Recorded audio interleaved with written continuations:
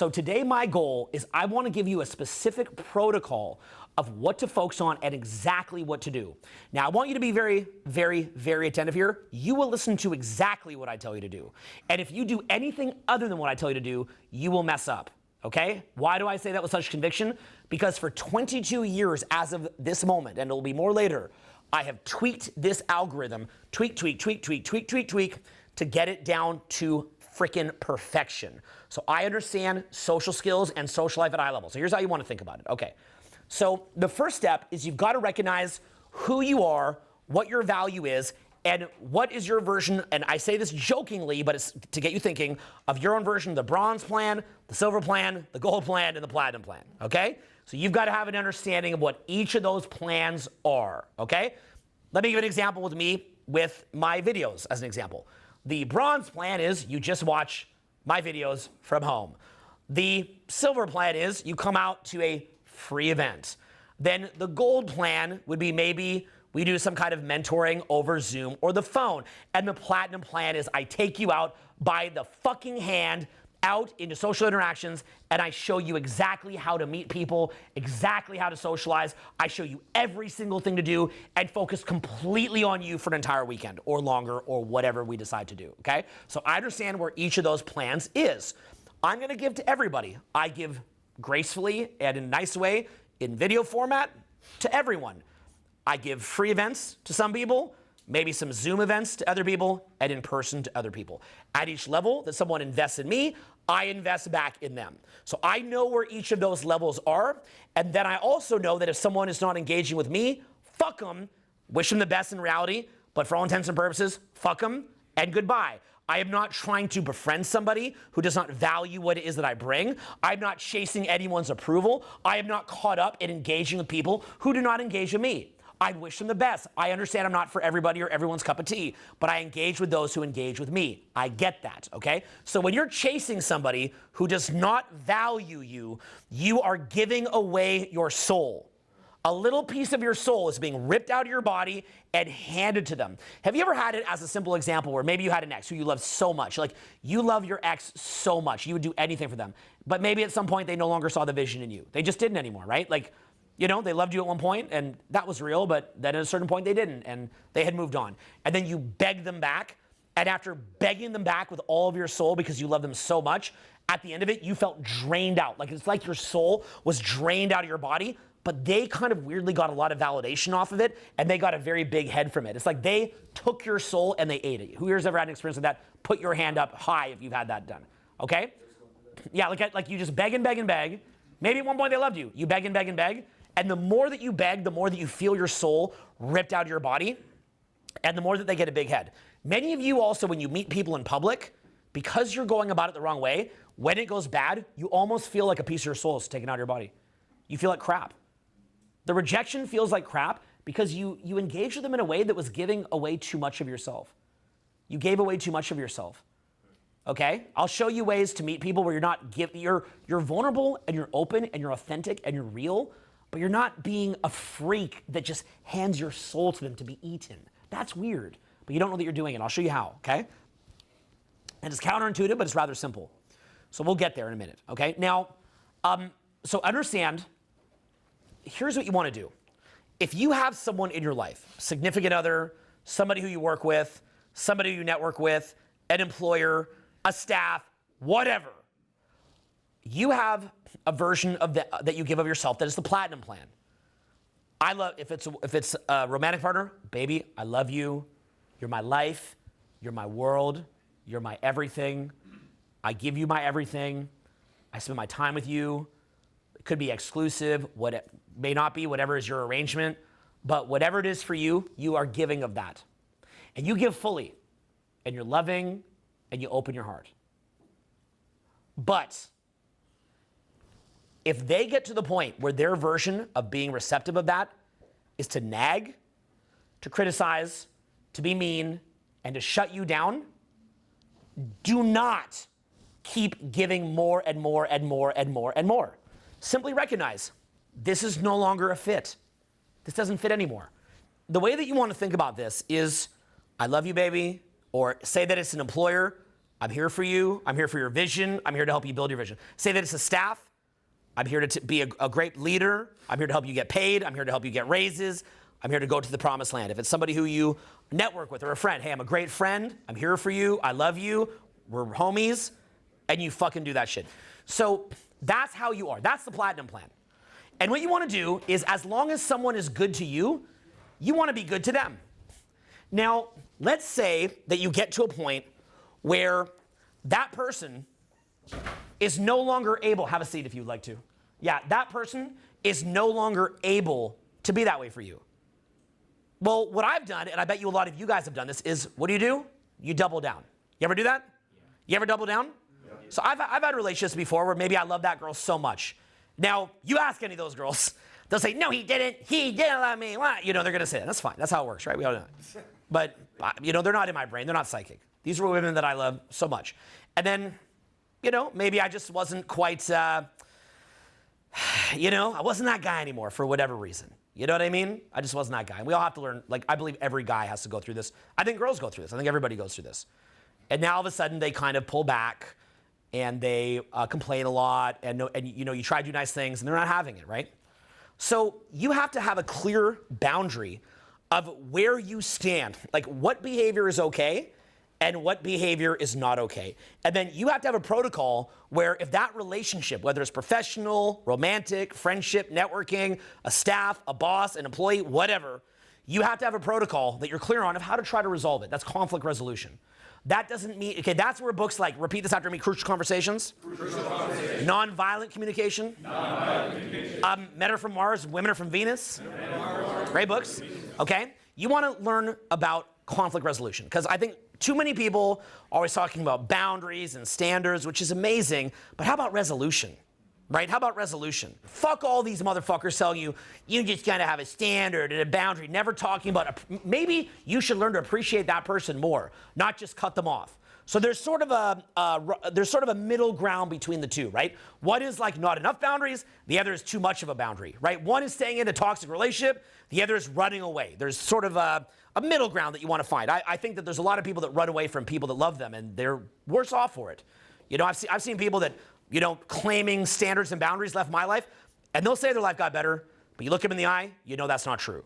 So they played the boundaries card when they should have played the resolution card, but they weren't able to and that's fine. Sad, but it's what happens. So try to have gratitude for people. Don't just complain about people all the time. Don't be pissed all the time. Focus on what you love in people. Focus on being grateful for people. But also recognize when maybe they just ain't feeling it anymore, you know? And understand, like a significant other who complains all the time, who's negative all the time, who can't enjoy the day, that's not a significant other. That's a liability. And unfortunately, sometimes people hit a point where they're not willing to break out of that. In other words, like a lot of relationships, they kind of go like this. Awesome, awesome, awesome. Okay, okay, okay. And then right down to hell. Okay? And they get that momentum. It's like a runaway train going down a hill. And doing, baby, I love you. Please, let's not get into it like this. Like, what do we got to do? And there's no goalpost. The goalpost is permanently moving. It's a state of discontent. And they're just out of your frame. And that's it. And it's done. Okay? And that's it. Who here has experienced that where you just cannot fix a relationship no matter how much you try and how much you love the person? Put your hand up if that's you. Put it way up. Put it way up. Okay. So we've got a lot of people who experience that. Isn't that sad? Right? You know, for you guys that have experienced that, isn't that sad? You love the person. You're like, I fucking love you. Like, what the fuck would it take for us to be happy? But it is what it is. And I've had it professionally. I've had it romantically. I've had it in friends. It's life. That's part of life. So my failure in the past was I didn't have a protocol of where is my limit. And now as I'm older, I know when it is time to resolve and how to try to resolve and to try my best. And I know where there is a limit and where they are not looking for resolution. Because some people just want to see the world burn, guys. And they may be very nice on the front end because they like you, but later they're not so much. So once that happens, you have to take that love for them, that absolute love for them, and you have to divert that love. And what you have to do instead is you want to take that love and put it into your process of engaging with new people. I want you to imagine someone who you love so much, or maybe a staff member you love so much, or maybe a boss that you love so much, or maybe a friend who you love so much, okay? Think about this, right? Isn't that hard to walk away? Hard to walk away, right? But you have to know what you'll do, A, if you want to resolve, which could mean doubling down on being nicer, or B, what it means to walk away and what you'll do. You have to have an understanding of this, okay, where these lines are. So you have to know exactly what it is that you're going to do when you walk. Now, I'm going to explain something to you that's very, very, very subtle, okay, but it's very important that you understand this, okay? I think that one of the greatest ways to understand the way that things are valued is looking at art, or looking at luxury goods, looking at luxury cars, or looking at luxury watches. Watches, as a simple example, I give the example of watches quite a bit. I own a couple of fancy watches. And watches are so funny because if you look at the most expensive Rolex or Audemars Piguet or Patek Philippe watches or Richard Mille watches, a Richard Mille watch, which is about 300 grand, is not that different from a G-Shock. It's actually not. A G-Shock's like $100. A couple expensive G-Shocks like $1,000, but nothing like that, right? Have you guys ever seen a Richard Mille watch? Put your hand up if you've ever seen a Richard Mille watch. A couple of you guys? You guys all know what a Rolex is? Okay, right? Did you guys know that with Rolex watches, even the dial color determines the price? So for example, if you have a gold Daytona, pull your phone out, look this up right now. I want to make this real to you. Look up gold Daytona, black dial. Okay, gold Daytona, black dial. What kind of prices do you see? Okay, and these prices go up and down. They fluctuate based on the watch market. So gold Daytona, black dial. What do you see? How much is that? 70,000. They're at 70 now? Because they used to be about 30. 36,000. Yeah, it's 36, but again, it depends which one, okay? So typical gold dial Daytona is 36K. Look up green dial gold Daytona, okay? 400,000. No, it shouldn't be 400. Yeah, gold dial Daytona should be anywhere from 80 to 120. You might get a really old one for 70. Green dial Daytona, gold Daytona. 90,000. Okay, so guys, why is one Daytona, a black dial, 30,000, and then a green dial Daytona, almost 100,000? Why is that? Scarcity. What's that? Scarcity. Rare, scarce, can't have it. So for example, if you go to get a basic level Royal Oak from Audemars, they will interview, you will have to write an essay of why you like the brand. You'll have to set up, okay, and now this is to be now first of all, most of you guys can't even get it. But let's say that you had a tiny chance to get it. So do you think that if you walk into Rolex or into Audemars or Patek with 100 grand, you go plunk, you put down 100 grand, you think they'll sell you a watch? No, they won't sell you a watch, right? Now, you go to Audemars, you try to get it new, which you should there's probably not a single person in this room that will get it, but let's say that you could. You'd write an essay, you'd say why you like it, then you'd go in for appointment number 1, they would vet you. Then you'd go in for appointment number 2, they'd vet you. And after maybe 4 appointments, you'd have a slim chance to be put on a waiting list of about a year. And then you'd be allocated a watch. Now, what does allocated a watch mean? Allowed to buy. Allowed to give them 100 grand. Allocated a watch, okay? Here's what you have to understand. Something like this gold Daytona here is maybe $1,000 in gold at the most. At the most. The gold is nothing. The production on this ain't shit. This thing is less good than an Apple Watch. I've got a Royal Oak. I'll wear it tomorrow if you guys want, okay? That watch also is literally not even as good as a watch that you get at like Nordstrom. It's true. The only thing good about it is what? Scarcity. What makes an Audemars good? Holds value. Increases, right? It's like an NFT. Watches are like the original NFTs. Like the original Bored Ape. You know the Bored Ape?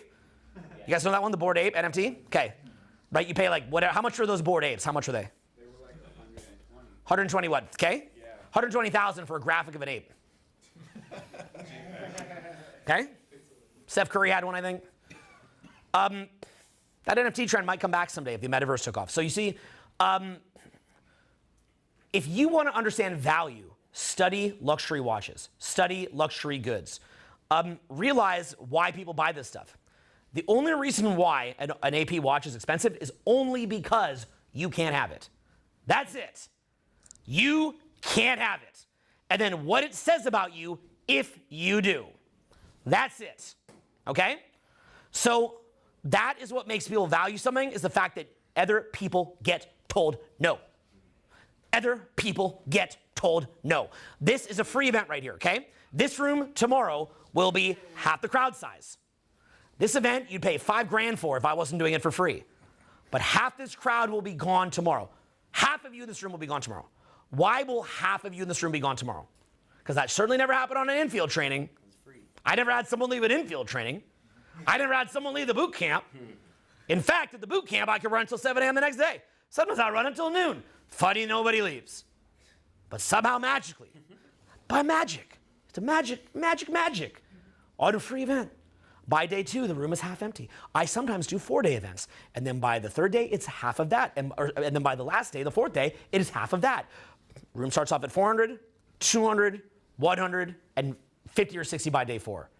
Everybody there, you ask them, like, if I were to ask you guys, has this event so far, and say this for the crowd watching at home, this free event so far, has this been the most amazing, expectation exceeding event you could have possibly imagined so far? What would you tell people back at home? Yes. Anybody say no? Like, how much better is this than you even would expect once you came here? How much energy and passion have I given you since I walked in this room? Could I have given you a shred more of myself when I walked in this room? No. Okay? And it's free. But yet somehow this room will be half empty tomorrow. I know that when I do free events, okay? Do you understand that? I know this with the room booking. The way that I set up the room booking is in accordance with that because it's a free event. There are people in this city who will hear about this event and not show up because it is a free event. And by the way, I do free events because I like doing free associative public speaking and I like to experiment. So that's why I do them completely free. It gives me a license to rant. When I do a paid event, it's about you, it's structured, it's exercise-oriented, and it's feedback and personal feedback driven. But at a free event, I can rant and I can do experiments. That's why I do free events, but that's for me. So by the way, if I was trying to do the best event for you, would I do it for free or would I charge? I know you don't believe this in your mind. You don't understand the concept fully yet. If I cared mostly about you, I would charge.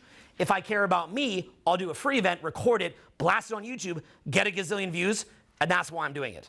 But if it was for you, I'd get you to pay. If it was for you, I would sell you effectively on it, get you to pay, so you'd pay fucking attention. If it's just for me and I just need a quick crowd on a whim and I want to take it anywhere, be experimental, I'll do a free event. We'll do a great free event. It'll be fucking sick, but you won't get the same value because you didn't pay. That's the fucking truth, okay?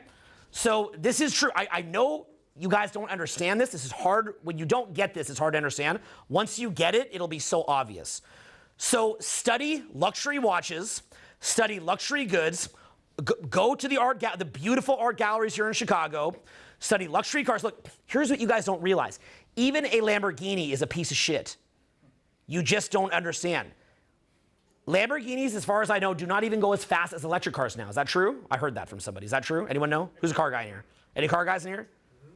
Any car guys? That's true? Yeah. So like an electric can go faster than a Lambo at this point. Yep. So a Lambo is this unnecessarily complicated luxury good that then they attach to exclusivity by making the process hard. So like a watch like this basically probably takes like a couple grand every couple of years to do upkeep on it. If you drop it, it's fucked. It took like a year to make at Rolex, but the process is an outdated process. It's not a good process. They're like, let's use a process from the 1700s that sucks, call it haute horology, make it expensive, and then we can charge people out the ass for it. You can't buy a Rolex. Rolex doesn't sell a watch, they sell the list. They sell you to be put on a list. They make you wait to get the Rolex. Once they say yes to you, and they probably won't, but once they say yes, then you get to buy the shitty Rolex. They get you to purchase the Rolex that you don't want. That'll only be 10 or 20K. Then they say you can buy the less shitty Rolex. That'll be 30K. Then you buy the less shitty Rolex, and the price goes up from there until you're eventually allowed to get the Daytona, or in the Patek case, the Nautilus. So if you go into Patek, you say, I want a Nautilus, they go, no, you must become a friend of Patek. We have to become friends before I give you the fucking watch. And you're thinking like, no, I thought if I get the money, I just go, they're gonna say no? They're gonna say no to my money? Here's what you need to understand. The watch is worthless. This watch is virtually worthless. So as soon as they would sell it to you right away, what would happen to their business? They'd have no business. The belief that they could just sell it, here's where you're not getting, okay? Here's the piece you don't get. The belief that you could just sell it assumes that there's value inherently when there's not. There's no inherent value in the watch. There's only the perceived value of the scarcity mechanism, like with some art pieces. It's just the perceived scarcity. Even the Lamborghini, they make this overcomplicated car. It's too close. Have you ever been in one? It's too close to the ground. It makes you feel nauseous. The damn car farts. It farts, guys. It's a farting car. The car fucking farts, okay? Okay? Yeah, it's uncomfortable. It farts. So they make the hardest to create car possible, make it fart, make it low to the ground, make it have high maintenance, and then people feel status when you get in it. So people associate it to status, okay? By the way, I wear nice watches. No woman knows what this watch is, okay? No woman has any clue what any watch is. If a woman knew what one nice watch is, it'd be like a 10K date just, because that's just the kind that she's commonly seen. And even then, they don't know, okay? I've never had a woman recognize my watch. You know who recognizes watches? Rich men, okay? So it's great for networking with rich men. And you can network without it for rich men. I got plenty of rich clients who I didn't have a watch. But it's what happens with watches is you go out and you'll see a dude with like another expensive watch. You go, oh, cool watch, bro. And they go, oh, what kind of watch do you have? You go, oh, this watch. They go, oh, this watch. Oh, cool. What do you do? What do you do? And then you sell them on a one-on-one. And I do this all the time. How do you think I pay the bill so you guys get your fucking free tour? Okay? Because this shit ain't cheap, okay? So that guy that I get out there, nice watch, let's fuck. Okay? Yeah, the watch game's funny too, because like, literally if you have a better watch than them, they're like, oh, you beat me. It's like a Pokemon game or something, it's bizarre. So, you got a rare watch. But anyway, that's networking with men, right? Women don't even know what it is. Women want like shiny things, furry things. I got this new pink and yellow jacket I put in live recently. You guys see that? Oh, women love that jacket. It's pink, it's yellow, it's colorful, it's awesome. You guys seen that one? That shit gets attention, right? Big shiny colors, big beard. You know, they don't know if I can watch this, okay? Guys know, because they think they get laid from it. If I got that watch, I'd get laid. I know it. Didn't work yet, but at least I got to fuck this ginger guy. I mean, do business. So, okay? So, just being an idiot. So, I don't even know what I was saying at this point. So, okay, so basically, I always feel like, I learned from South Park. South Park said, like, whatever would just be funny, just say it. You know Matt Parker and Trey Stone, they did South Park? They said, like, because they try to give a holistic message in South Park, but they said that while they try to give a holistic message, if it's funny, fuck the holistic message, just say it. So that's like what I do. It's like, if I got to talk about me having gay sex with another rich guy, if it's funny, fuck the message. I'm just going to say that. And that's literally how I think. Anyway, so, why is that so funny? So, perceive value is everything, okay? So why did that person, whether it's the person that you're friends with, the person that you work with, the person who you're romantically involved with, why they start to disrespect you? They disrespect you because you're too available, you're too common. And so you have to understand, what does it mean to make yourself vulnerable to another person? You should try to understand what that means, okay? A woman, I'm just giving my opinion. Every woman, I can't tell a woman how she thinks. That's her prerogative. I'd say how I think. So I'm just one man's opinion, subjective. But my subjective opinion is that a woman makes herself vulnerable by giving away her prime years to a man. So in other words, if that girl was 22, she met a guy, and she was having sex with him for 3 years, they break up, she didn't get a ring out of it, that was years in her prime that higher level men would have married her, and she gave that away to you. So even by being with you at all, sleeping with you, being your girlfriend, just by virtue of the time of her fertile years that she's giving you, that is making herself vulnerable, okay? For a man, where we make ourselves vulnerable is that we clear our roster for the woman. So in other words, as a man, let's say, for example, that you're dating 5 women, 10 women, 20 women, 30 women, and let's say that you've got great friends, and you have hobbies and passions, and you have your business, all these different things that you're doing that give you fucking joy, okay? Now, when you're unexclusive, how much incredible treatment do you get when you're not willing to be exclusive? How do you get treated when you're not exclusive? Come on, guys. How do you get treated when you're not exclusive? What kind of treatment do you get? I mean, come on, guys. How do you get treated when you say no? I will not be exclusive with you. How do you get treated? Amazing. Ridiculous. Okay, like, guys, look, like, this is like my phone all day. Like, this is mean, but anonymous. Like, I don't know where to start. How are you? I'm about to get engaged, but I can't survive without seeing you. I don't know what to do. The other day I explained that to him. Poor guy. The other day I explained that to him in a little, but of course he doesn't understand. Of course he won't be okay with it, as in coming out sex with me. I can't live without you. I wish I could see you. Enjoy your holiday. I love you. Then I just wrote, just come see me when I'm back from Chicago. Okay. So that's how you get treated when you're not exclusive. That guy who's exclusive is getting that treatment. Do you understand? Okay, so that's the kind of treatment, that is what you get. Owen, damn. I'll kidnap you anytime. But no, I'm sure you're fucking rocking it down there. Just doing it up so good. And you know what was so fun? Was being down there with you. Okay, so that's called not exclusive, okay? And she won't care. She wouldn't care. She's my friend, so she wouldn't care. Okay? She would laugh. So the point is, that's the treatment without exclusivity, okay? Non-exclusive, treated like a king, okay? And the reason why that is because you become the AP, you become the Rolex, you become the Patek, right? You get treated amazing. If you have to understand, one guy takes his time and he invests into his significant other, buys her flowers, takes her out, blah, blah, blah, blah, blah, blah, blah, blah, blah, blah, blah, blah, blah, okay? How does he get treated? Now, other guy, okay? Take that same energy, meet people out, be social, build networks, build a party, do the best party. I run the best party in LA frequently, okay? Best party in LA. Everybody wants to go. You're getting blown up. You go to the party. You're the host of the party. You walk through. You just walk through. You're being grabbed at, being pulled around, being asked for attention, being treated well. There's no argument. It's less work than being with one person. It's less work. All you did was go out, socialize a little bit, put on a little party, and everybody treats you great. But here's the problem with that. Can you get a family out of that? Well, an intentional family, not an accidental family. I got 3 kids from a previous relationship. What do you think's better? Me going to the party, being getting texts like this, or my children? The texts. That's my inner South Park. Okay, so, no, obviously my kids. Okay, anyway.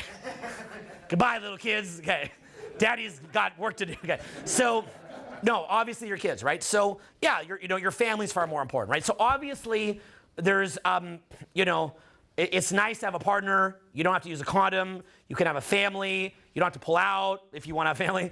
You have intimacy. You can build it up. But that, just like how if a woman is going to give you, a period of her youth to you, that better result in some kind of a commitment or family or something. Otherwise, she's burning down those. Just a lot of women feel differently about that. I'm just giving my take, and that's fine. I'm right, but we'll pretend that I'm not. Yes, that's different strokes for different folks. Losing your prime to a fuckboy is smart. Okay. So, what I'm saying is she's making herself vulnerable to you by giving you that. So in a perfect world, you would be appreciative of that and you build a family with her if that was something that you thought made sense, and if it does make sense.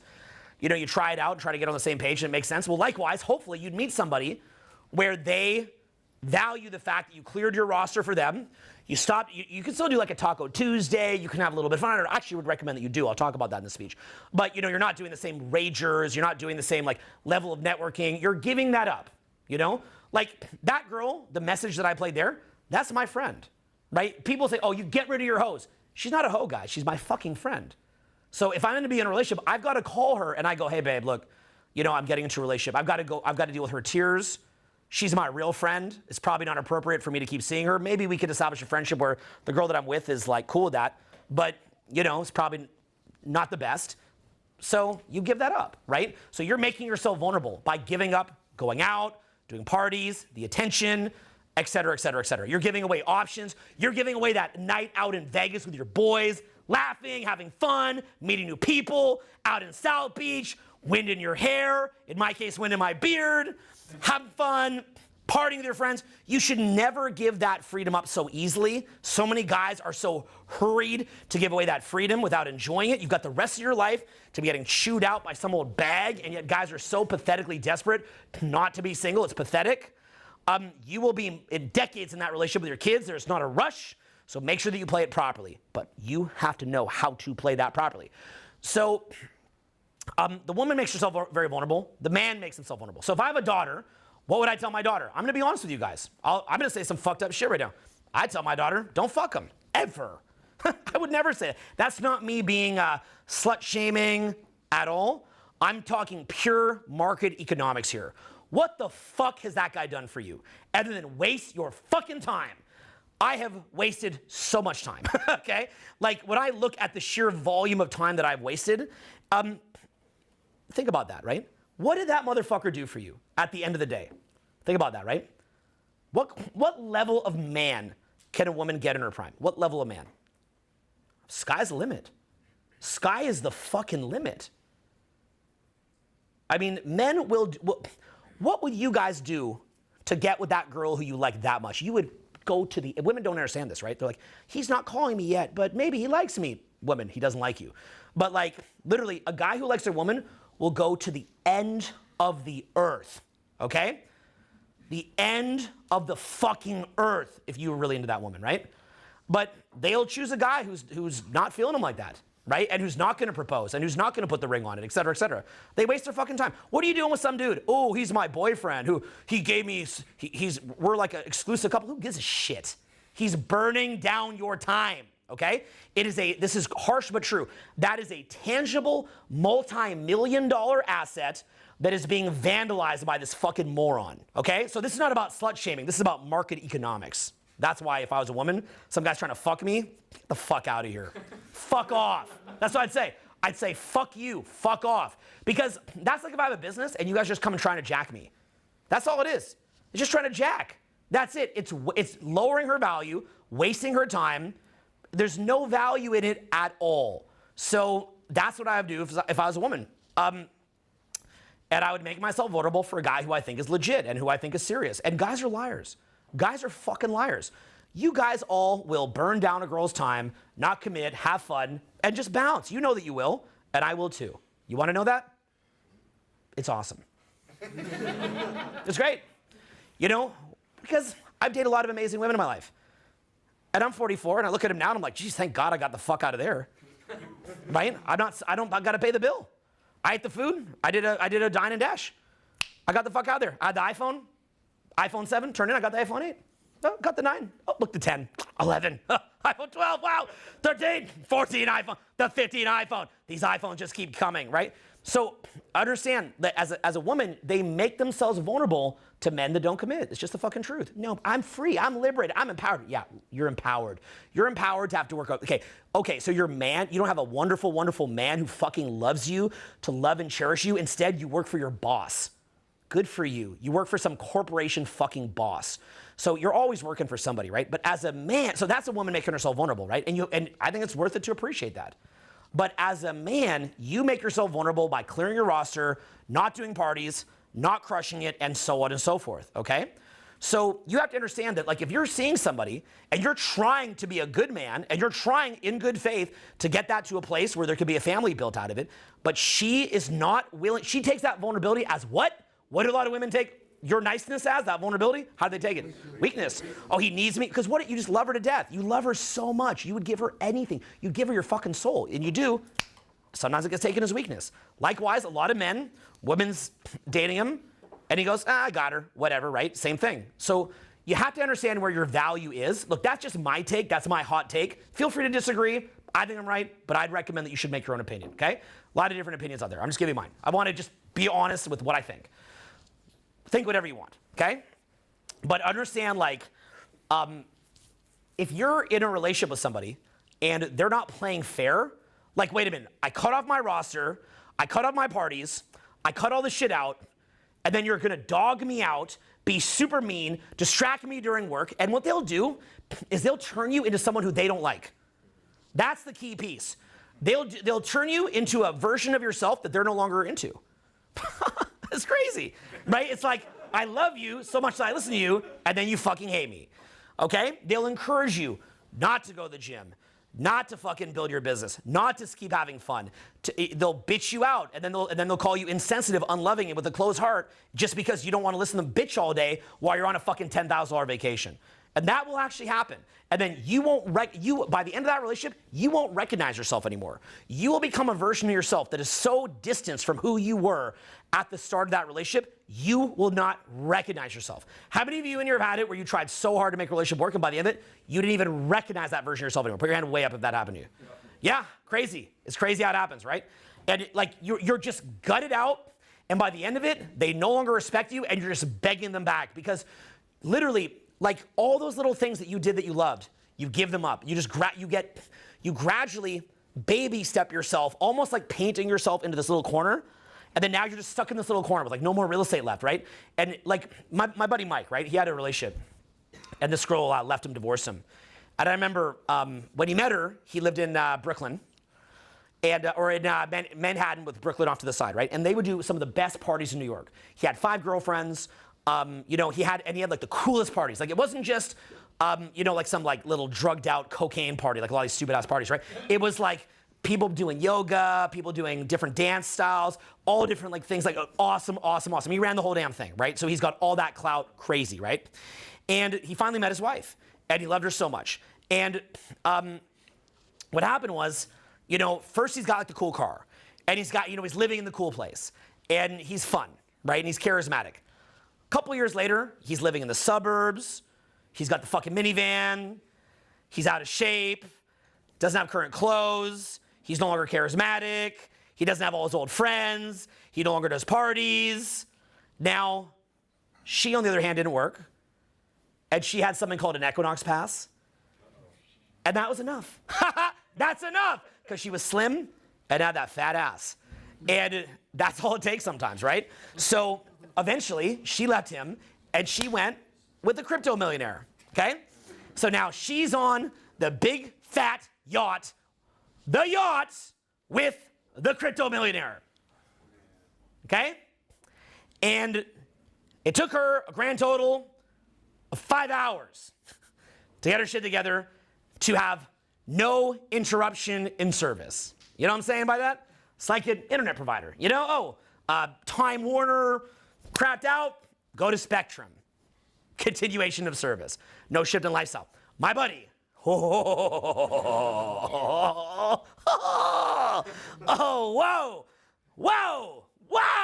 Okay? This is a job. Okay? This took the best coach in the world an hour a day on the phone for like almost a year to get this guy back going. Okay? That would be, if I had charged him for that, that would have been like millions of dollars in fucking coaching. But I did this because he is one of the most important people in the fucking country, and you guys would be fucked if this guy didn't exist. So I did that for him, for you, and for me. Okay, because that guy's not going down. By the way, she didn't give a shit if this country imploded, if that guy got fucked up. Okay, because he wanted to be on the boat. So, okay, so what did he have to do? He's now got to get back in shape. Do I need to be in shape to have social skills? No, as many of you will find out tonight. But the point being is most people do, okay, because they don't have the level of social skills.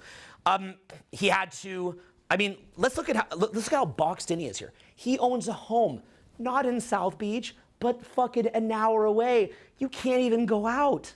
You're trapped. You know what? Look at how vulnerable he made himself. Why is he trapped? Why did he get that house? Because you're living in South Beach or Brickell or whatever, in the nice area, you're paying $12,000 a month for like a fucking bullshit 2-bedroom. The wifey comes to you, she goes, baby, we're married. I love you. Why don't we get a big giant house 45 minutes away? No big deal, right? He goes, he gets a house, et cetera, right? Baby, why do you need this sports car? We got kids coming. Get the van. It's cheaper. It can fit the kids. Baby, why are you going to the gym all the time? I'll go to the gym. I'll be cute for you. Just stay home and work for the kids, right? Well, by the end of it, he's a version she no longer wants, okay? So he made himself vulnerable, and then what happened was once he listened, she became difficult, annoying, frustrating, and so on and so forth. But he was not innocent either, okay? And so he also had made mistakes because A, he listened to that was dumb, and he knows that now. But B, he also never took her out. He wasn't funny anymore. So even though he's listening to her, he should have known a little bit better. So it's really both, it takes two to tango, guys. So it's really both sides' fault, okay? But that's what happens when you make yourself vulnerable. Look, in truth, do you want to know what happened to her after they broke up? It actually turned out she had I think it was called an ovarian cyst, and she's infertile. So she actually wasted her fertile window on my buddy. So both got screwed, okay? Although she is on a boat. So she'll be screwed on a boat, but she won't have kids or a family. He's lucky he got out of there. He would have spent his whole life going, you know what? I know we never had our own kids, but I love you so much, not even realizing that it wasn't even like legit, okay? Funny how that stuff works. That's called making yourself vulnerable. Look, I've had it, okay? This was the thing that I used to have, okay? So back when I had all the coaches back in the day, I thought that it was more economical to set up the back end of the business to where we would have shared resources because you could do it for cheaper. That allowed us to have a competitive advantage because I would have 10 coaches and you'd set up the back end where, dependent on their revenue, you could support a back end that was cheaper and larger and more powerful and more effective. So we would have that, right? But they knew that.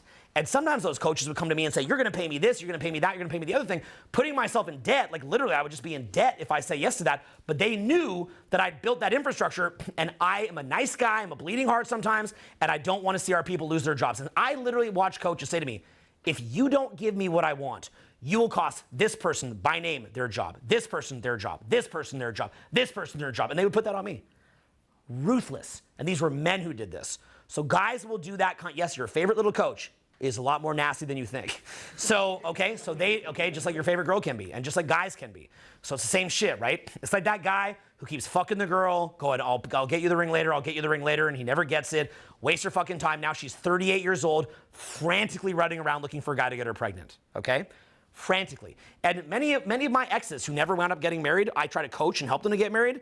Some of these girls are perfect 10s, lovely, total sweethearts, but they do date fuck boys. And now they hit 39 and they go, fuck, no one impregnated me yet. No one married me yet. And now what they have to do is they have to be on a date, not even sure if they even can get pregnant, and they have to be on a date. And they're like, look, are you serious or not? Because I literally cannot even waste a month with you. Like, I can't even give you a month. How much do you think that lowers their market value? Imagine that you're a guy, you meet a girl, she's gorgeous, but she's got like a month left to get pregnant, and she's like, unless you're gonna impregnate me in a month, I can't do this, right? It kind of freaks you out. To be fair, most of you in this room, if you're kind of chumpish, you'd probably take it. But, but the guys that she wants would not. And so, one of my lovely exes is in that situation right now. She's a 7-time Playboy Playmate and lovely girl, and she's awesome, and, hottest bitch on the block. And she dated a lot of guys like me that are kind of fun, but weren't serious for her. I wasn't serious for her because she also kind of liked to flip out, and I can't get involved on that. I can't be a co-parent with somebody who flips out. But, so it kind of goes both ways. But the point is, yeah, she had her time burned down and wound up screwed. I didn't do it on purpose, and I got out of there when she was a lot younger. But anyway, that's called making yourself vulnerable, right? So you have to understand, okay, if that's making me vulnerable, where is the line? And here's how you have to think about it. Where is the line where I'm becoming, and listen to me closely, I am becoming a version of myself that this person would no longer respect. So taking the case with coaches, I made myself financially vulnerable to try to help, like my buddy Mike, who moved to the suburbs. Why did he move to the suburbs? It wasn't for no reason. There was a reason. What's the reason? He went there because it was cheaper to build a family. It was not with negative intention, it was done with positive intention, but for the wrong person. Okay, if I build a shared infrastructure that's more economical and works better for coaches, but then, rather than them saying, wow, this is really cool, I want to be part of this, each of them go, you're going to give me this, you're going to give me that, because I know that you're fucked. Well, that's the wrong person. I made myself vulnerable to the wrong person. So you have to be aware of that. Now, in the past, what I would do when I'm younger, and I think almost everybody does this, maybe some don't, but most do, is double down, triple down. Hey, come on, you're my boy, I love you, oh, and all this shit, and you try to fix it. You try to fix it, try to fix it, try to fix it, try to fix it. By the end of this, you no longer recognize yourself. You do not know who you are anymore, okay? There's been women in my life where I love them so much, I just want to fix it, and I can't. And no matter what I did, I couldn't fix it. But what happened is, once that little seesaw breaks, and they feel that you are trying to fix it, they get a power trip. They start getting a dopamine rush out of it like a coke addict. They start power tripping. For people who are not used to that kind of power, it's new to them, and it's like a fucking demon jumps in them. And you see a very fucked up version of them, okay? Any of you ever done that with like, maybe exes where like, it started so good that you're like, man, this used to be so, like we really loved each other. This was so good. Like, what the hell happened? This is crazy. Any of you guys ever been through that? You see someone power tripping, like, you see a version of them that you never knew, and then you see a version of yourself that you never knew, and you're like, damn, like, who the fuck has this person turned into? Who the hell did I commit to? And who the hell am I? And if you have cut off your options for too long, and you're not aware of how to handle that, what winds up happening is you'll gradually shift your behavior. Your behavior shifts, your behavior shifts, your behavior shifts, your behavior shifts, and you will behave in ways where you don't recognize yourself. Like I had that with coaches where I just so badly didn't want to see our culture get fucked up that I would be like, look, I'll cut you a better deal, better deal, better deal, better deal. You would see it to the point where it's like, here, instead of 50-50, you take 60, take 70, take 80, take 90. Look, just keep all the money. Just don't go fuck up our culture in the public and just go your own way. By the end of that, you think they stop at 100? No, they go, you're gonna just pay me extra money because I think that you get a bit of traffic from me. So you're gonna send me money or I'm gonna go public. There's a trajectory to it where it never fucking ends. And you'll see that in divorces where people get fleeced. They gave everything and then they go, I'm gonna take you to court, I'm gonna weaponize the judicial system against you, take you to court, I'm gonna fuck you in the ass in ways that you can't even understand. You're gonna pay me for decades. And that kind of shit, and then they get in there and they're like vitriolic, they're evil, you know? And it's scary. So that's the kind of shit that can happen if you're not fucking careful. You gotta be careful who the fuck you get involved with, and you gotta be careful who the fuck you are as a person, or you will get screwed in ways that you can't understand. Life has pitfalls. You get involved with the wrong people, you will get fucked in ways that you can't even begin to understand. And you'll spend years trying to refix yourself to fix yourself and come back out of it. Ironically, a lot of times the same person that was super mean to you will say that you were the asshole. And then you're like, I gave my soul to you. And they think you're the fucking asshole. The whole thing is fucking, because projection, you can look that up. So it's fucking crazy what happens. So what I would say to you guys is, again, bronze plan, silver plan, gold plan, platinum plan. And in effect, you know the protocol. If the person is say the word after me, even though it's a bit of a weird word, say repository of value. Say that. Okay, so in other words, if that person is someone that you can be nice to, and you can make yourself vulnerable to, you can weaken yourself to be synergistic with them so the two of you are stronger together.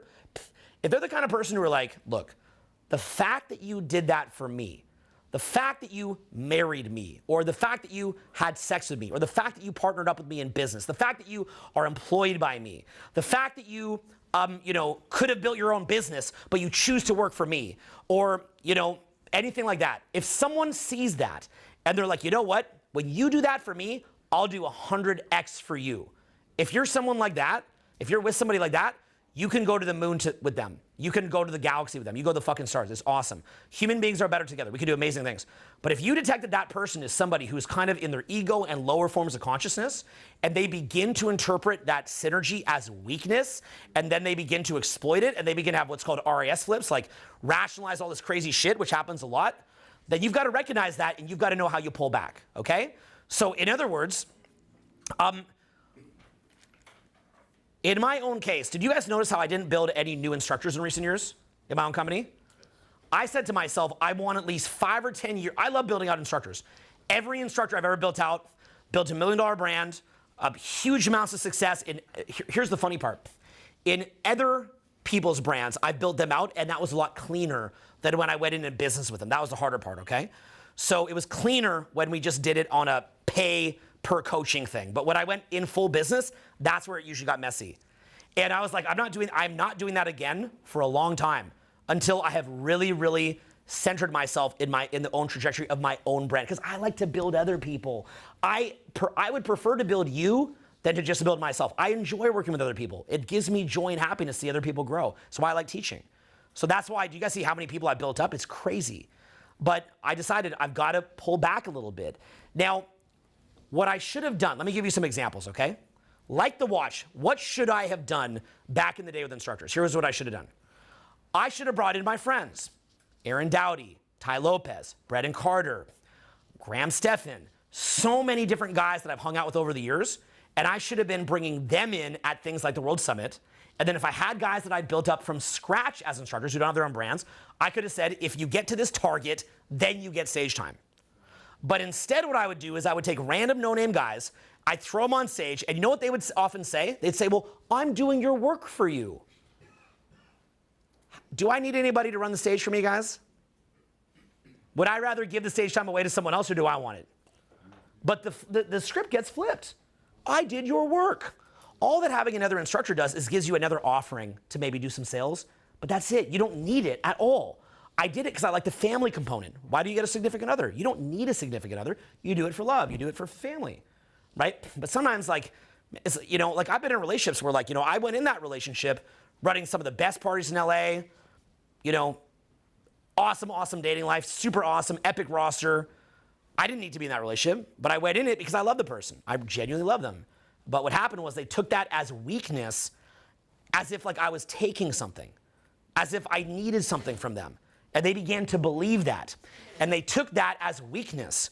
And by the time that you take that as weakness, I even found myself saying dumb shit like this. Babe, what the fuck are you talking about? You saw the parties I used to run. You knew who I was seeing before you.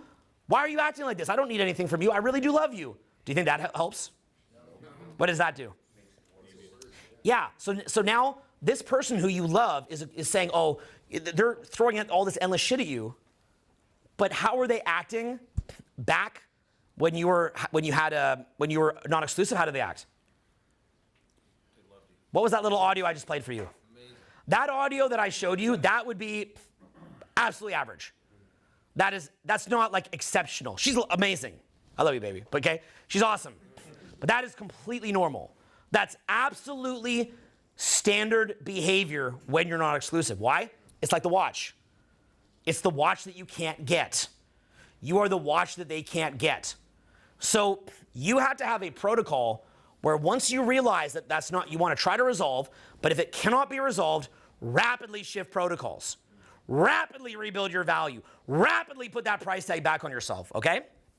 So I would honestly not take on new instructors until, because you guys remember I nuked my YouTube channel and then I just went traveling for half a decade? You guys remember? Oops, right? It was actually a lot of fun. I'm kind of retired, I don't have to do it. Once I've rebuilt my channel to, I don't know, a certain level, maybe I would think about bringing on somebody else, but I would never do a joint back end ever again.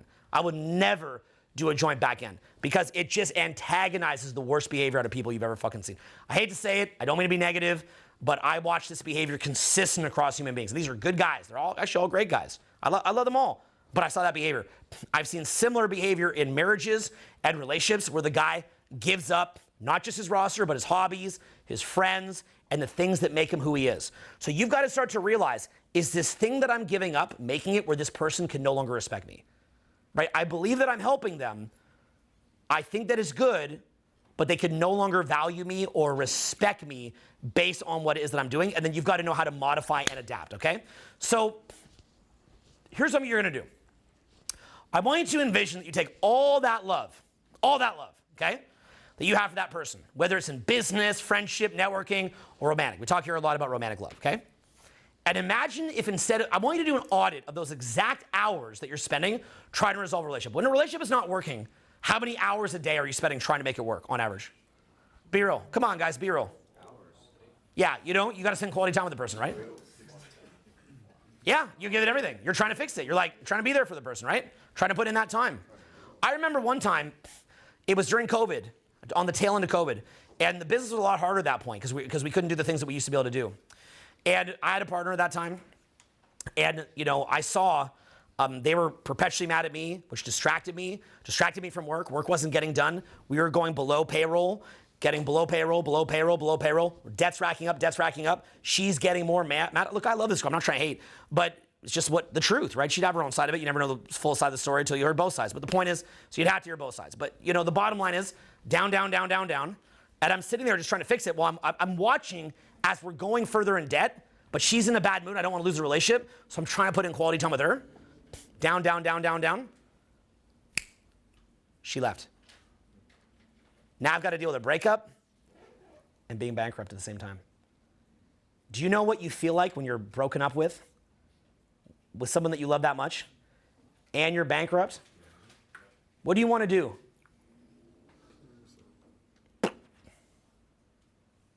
You want to die.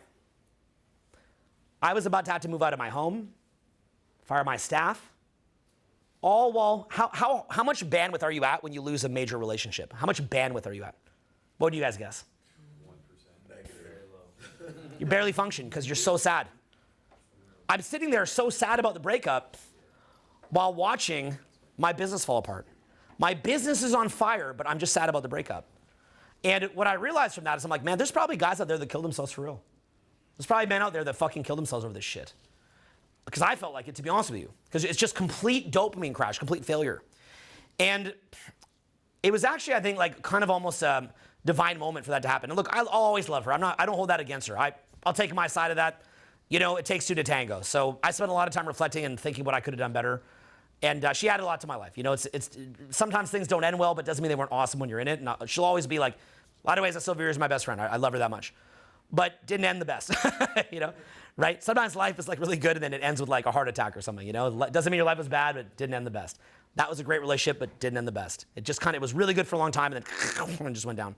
I tried to fix it, I couldn't. So the thing is, I felt like it was a powerful experience because I realized that there's a lot of guys that deal with this and women that have their own version of it too.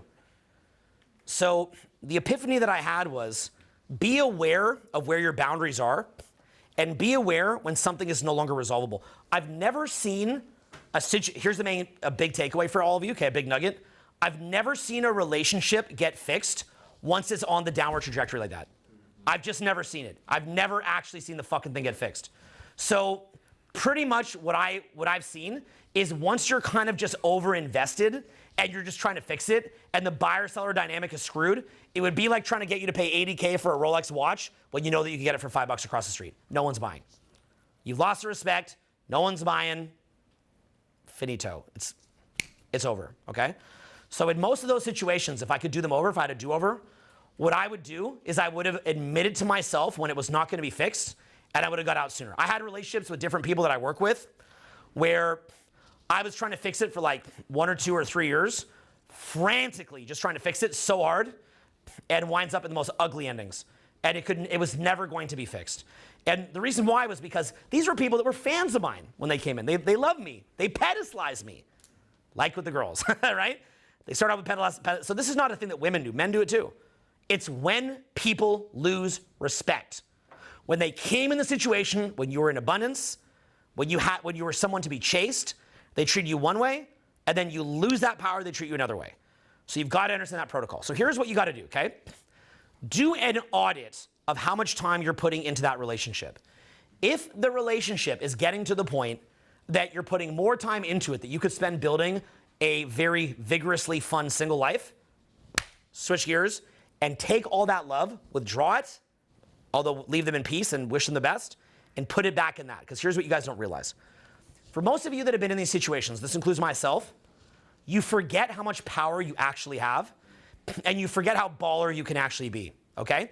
If you guys were to look at my life right now, I happen to still be single right now, I'll be in a relationship at some point, but if you guys were to look at my life right now and seeing the parties that I'm doing and the fun that I'm having, you'd be surprised that I was ever even in a relationship at all, and you'd be surprised that I can even summon the focus to even think about this, if you saw what it looked like now. You go, you're crazy. Why would you even get in a relationship? You're having too much fun. You're living the dream, bro. Well, you know, again, you get in a relationship to build a family. So there's reasons why you do it. There's a lot of value in relationships, but it's not value to the point that you should lose who you are over that damn relationship, okay? So what you do, the protocol is, as soon as you realize that you're burning too much time on this, withdraw, admit when it's done, get out, and then what you do is you start going out every day. Go out every day. Why? Why do you go out every day? Because you're already putting 6 hours a day in the damn relationship, right? That 6 hours, you could go out 2 hours a day and get more value, get more ROI, more return on investment on that 2 hours than on the 6 hours of trying to fix something with someone who no longer respects you. They don't respect you. They're not going to respect you. It's not going to change. They're not going to respect you. It is no different than, again, this watch, say it was $100K at one point, the value goes down to $5, and they're going, can I still have the $100K? Come on. And they're going, it's $5. It's a $5 watch. Why did I give you $100K? It's a $5 watch, right? It's kind of like in a relationship. Well, at one point you pedestalized me. At one point you love me. At one point you're into me. Yeah, but you're not worth that anymore. You've allowed me to chip away at the dynamic to the point that you've proven that you're fucking worthless. You have chipped away. You have allowed me to get you to give up yourself, to give up what was good about you, to give away any kind of internal power that you had, to make yourself completely vulnerable to me. You no longer are someone I need. I no longer find validation in your approval. I no longer find it exciting to be with you. I now realize that you will tolerate any complaining and whining and bullshit. I can throw any amount of threats at you and you'll fucking cave. You will never walk You will let me walk all over you. There is no limit. There is no bronze, silver, gold, or platinum plan.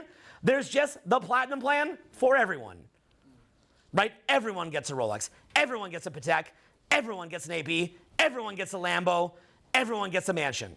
Well, now it's worthless. Okay? So you've allowed that behavior too long, worthless. So what happens? You start going out. Usually what happens when you start going back out again is you're crushed. You're sad. You miss your girl. You lose a team member. You're sad. You had a vision for that business relationship. You lose a friend. You had a vision for that. You're sad. You're fucked up, man. You're fucked up. You're fucked up. Yeah, you go out. You just want your partner back. You want them to love you how they used to love you. You want to see that smile. You look at these old videos of you with them entranced with you, loving you. And why can't we go back to that? Back then, when you did that, I wasn't even exclusive with you. Now I'm exclusive with you, and you're like this, right? Well, what you said that if I would just be nicer, that you'd finally be nice. Like, what do you need, right? What is the definition of addiction? The definition of addiction is that instead of getting fulfillment from all these things, you just get it from one thing: crack cocaine, heroin, drugs, whatever, gambling, whatever. That's addiction. So what happens if you're with one person? You made yourself vulnerable. That could be a good thing, but it can also be an addiction. It can also be destructive. And then to get that next hit, you'll fuck yourself up, right? Likewise, you will fuck yourself up to try to get back in with that person that you lost. So it's completely fucking toxic. And basically what happens is that you become this quivering, whining, pathetic, begging bitch that you don't recognize. Like wanting a hit. But it's even more confusing because we know that drugs are bad. Drugs are bad, okay? But if it's somebody who you love, it's like, no, I'm doing this out of love. I'm trying to fix this out of love. I love this person. I don't want to just throw them away and be this LA person in my case, right? I don't want to be this LA person who just walks. So it's confusing as fuck, okay? But the bottom line is you've lost the respect. It's over. You got to just admit it. It's done. It's not going to get fixed. So I've never regretted any business relationship or friendship or romantic relationship for that first 80%, but it's always that last 20, 30% when the respect is lost because you made yourself vulnerable and they took that as weakness. That is where it goes so fucking toxic that the only thing that you got out of it is a lesson. You got a great lesson out of it. It showed you real good what happens when you give yourself away. Okay? Who here has been in this situation? Put your hands way up if this has been you at some point. Put your hand way up. Okay? The rest of you guys never had a significant other, but what happened when your hand cream bottle got mad at you? Same shit. Okay? Your hand cream ran out. So, okay? I know I've had a lot of strong conversations with my hand cream bottle when it runs out sometimes, Why? I don't want that dry chafing. So you start going out, and you're gonna feel, here's what you're gonna feel. You're gonna feel this kind of weird estrogen feeling in your body if you're a guy, okay? And you're like, I just wanna love, and then you go out, here's what happens. You go out, and you see all these different people that you'd meet, and you go, I wouldn't make a single one of these into a relationship, okay? Now here's what you've forgotten. First of all, if you help to elevate that person, they were not that person when you met them as well.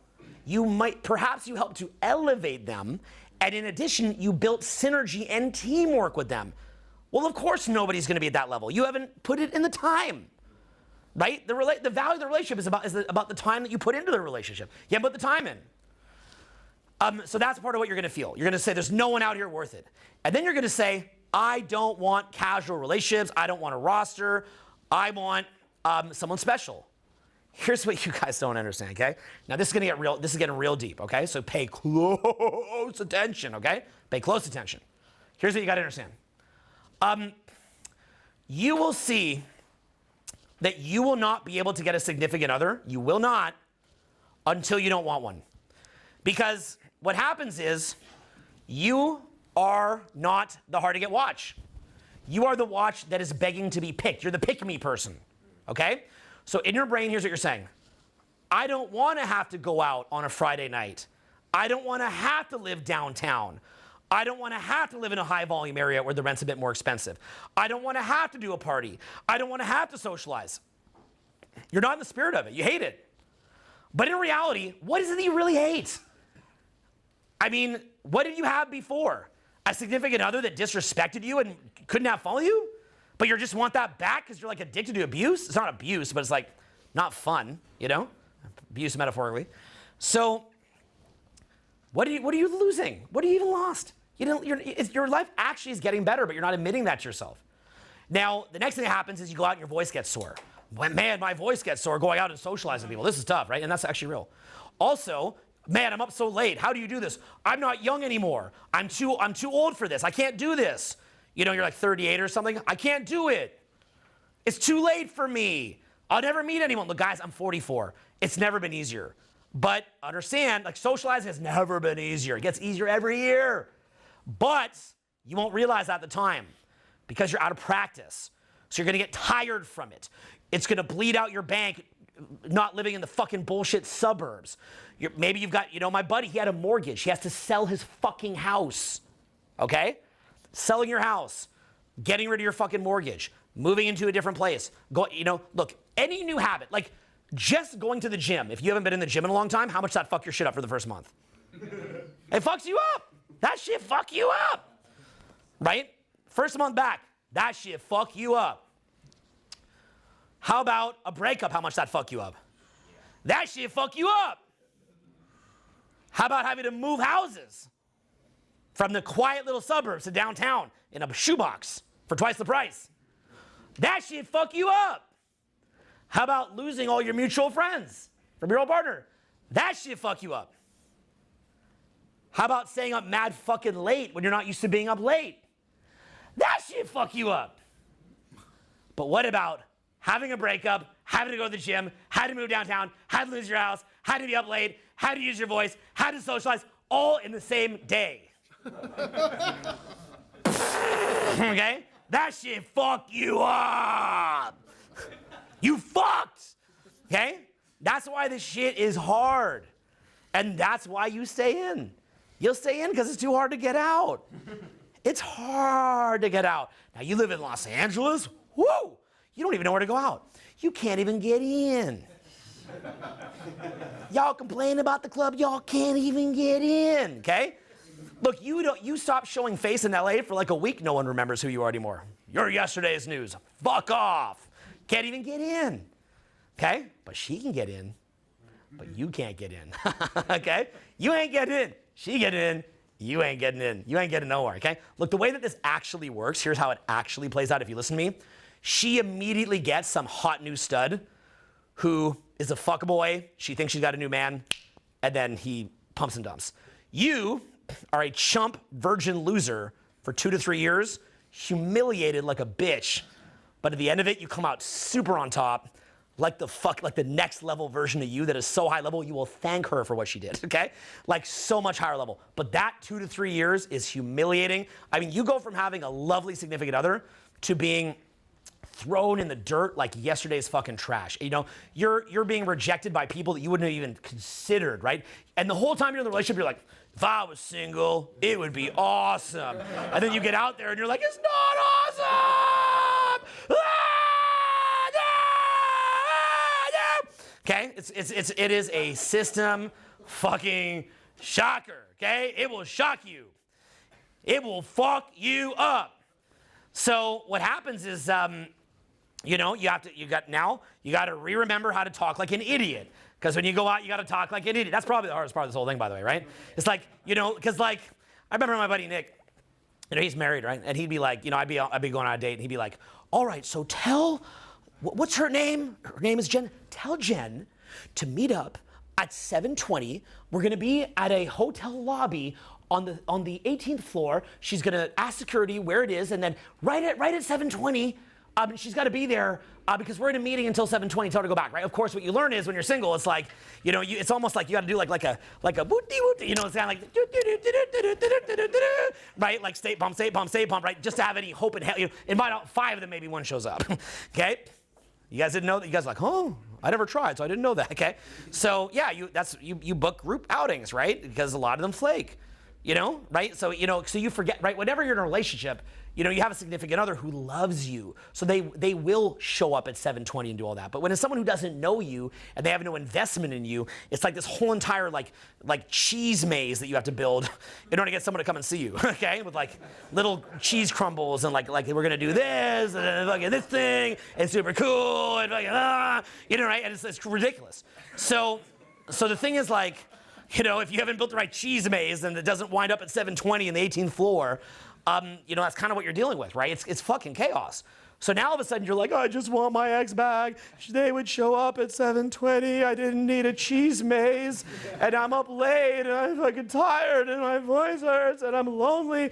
And I used to have sex every day and now there's like pre-cum just coming out of my penis and my underwear because I no longer have sex and I just wank it until I'm chafing and I don't know what kind of hand cream to use. And I'm alone and she's on a fucking boat with this motherfucker and he doesn't love her like I do. That happens, right? And you're literally forced to rebuild the fucking thing. And the funny thing is, it's not even that hard to rebuild. Like it's not, but we make it hard. That's the funny thing. We make it hard because we miss what we have, even though we didn't have shit. We didn't have shit. We had it at one point, we lost it. But we're grieving something that no longer existed. They were never going to re-respect you. And you want to know why they were never going to re-respect you? Well, let's look at what they tell you, and then we'll look at what the truth is. What they tell you is, because of this, and because of that, okay? And then you try to decode it. You're like, I will decode the blah, blah, blah, blah. Okay, you try to decode the fucking thing. But in reality, what it was the fact that it would have been that hard for you to replace. That's why, okay? Like, Rolex can say, oh, that's a $100,000 watch. Then they shut down their stores, they shut down their dealers, they shut down their demand, and then now all of a sudden you can press them to get it for $5 because the demand isn't there anymore. They've given it up. So you gave away what made them like you in the first place. You gave that away. So now what you do is you go and you rebuild it. And you have to take that love and that care and that passion and put that into going out. That means you find out where the venues are. That means that you might have to move. Look, I don't need to be in shape to go out, but most of you guys do because you can't handle it if you're not, because you don't feel confident if you're not in shape. Yeah. And I know that most of you guys can't handle it, so I've just come to accept that over fucking time. That I tell you guys you don't need it, and you're like, I'll fucking call you guys tonight. I'll show you don't need it, but I need to be in shape. So get in shape, okay, for you, okay. And then from there, okay, in reality, you should also go out at the same time while you're getting in shape. But what's going to then happen is, do all the things you need to do. And look, in 2 years, when you've rebuilt it, you will be so proud. You'll be so proud of yourself. And you will wonder what the hell you're thinking. And for a lot of us, it's when we meet someone who is more attractive than the previous person. And we have an experience with them. And then we go, you know what? I wouldn't lose this experience for the world. Even though I missed that person, I wouldn't lose this experience for the world. That's kind of like your first win, okay? And then from there, you build back the parties. And look, if you listen to what I'm telling you, you will be doing the coolest fucking shit. You will literally be walking through there like a fucking rock star. Like, same way that I would here at this seminar, like right here, doing this, and I have a certain value here in this room, I have 10 times more value if I do a party, but with beautiful women. So understand, like, you will actually have that, okay? It will happen for you. And you'll notice what'll happen is when you rebuild it, you're going to reflect on what you used to tolerate, and you're going to go, how the hell did I do that? How was I even around that? How was I even okay with that? How did I even allow myself to become that person? Who was I at the start of that, and who was I by the end? And, there's also things that you did that were your fault, and you should reflect on those, and I definitely have. So it takes two to tango, but I'm just talking about one side of it here, okay? So put that love that you have into building the actual system. Figure out where to go out, begin to go out. Begin to build your social media. Begin to build things that you could invite people to. Become the social epicenter. Once you've done that, you can network with other high-level business owners. You can wind up getting offered awesome jobs. You can wind up building your career. Now you're doing business. Guys, I have a video coming out about this week, and you'll literally watch me having beautiful, beautiful female friends that I have coming with me. You'll see other women that want to talk to me, and you'll see people want to do business with me, and you'll see I know everybody there. And that's at parties on major estates. Why is that happening? Because I finally wrapped up what I had going on, and I put that same effort into rebuilding my social life. And what I've learned is in the future, if I'm in a relationship again, I'm not gonna do giant parties and, have a roster, but I will definitely do a motherfucking Taco Tuesday. Repeat this after me. Motherfucking Taco Tuesday. Okay? And what I mean by that is, just in the same way that if you're a woman, maybe once a week, you go out on a date and you get dressed up, right? Just to remind your man, hey, bitch, look at all these motherfuckers staring at me. So you need to shut the fuck up, okay? So, and that's actually healthy. Like, look, as men, would you say that that's probably healthy for a woman to do that for you? Right? Should she just be like, because if she never dolls up and she just all fucking scrubbed out all the time, it's like, it's not like you judge her for that, but at a certain point, you kind of forget what she was like, right? Well, in the same way as a guy, you're not gonna put on high heels and shit unless that's your thing. But, what you would do instead is you just gotta show a little bit of your power, a little bit of your clout, and do it in a casual way. Yeah, we're gonna have friends over, we're gonna do a card game, we're gonna have Taco Tuesday. Invite a bunch of people over, guys and girls, both. And what'll happen is the women there will see you with a very attractive significant other, so they're into you. They kind of want to steal her spot. She's going to see a little bit of that, but you're just playing cards. But let her see it not as a way to cheat or infidelity, but as a way to, as my friend Ty Lopez would say, a reminder. It is just a reminder who the fuck you are. And don't talk about doing it, just fucking do it, okay? And then go out and socialize.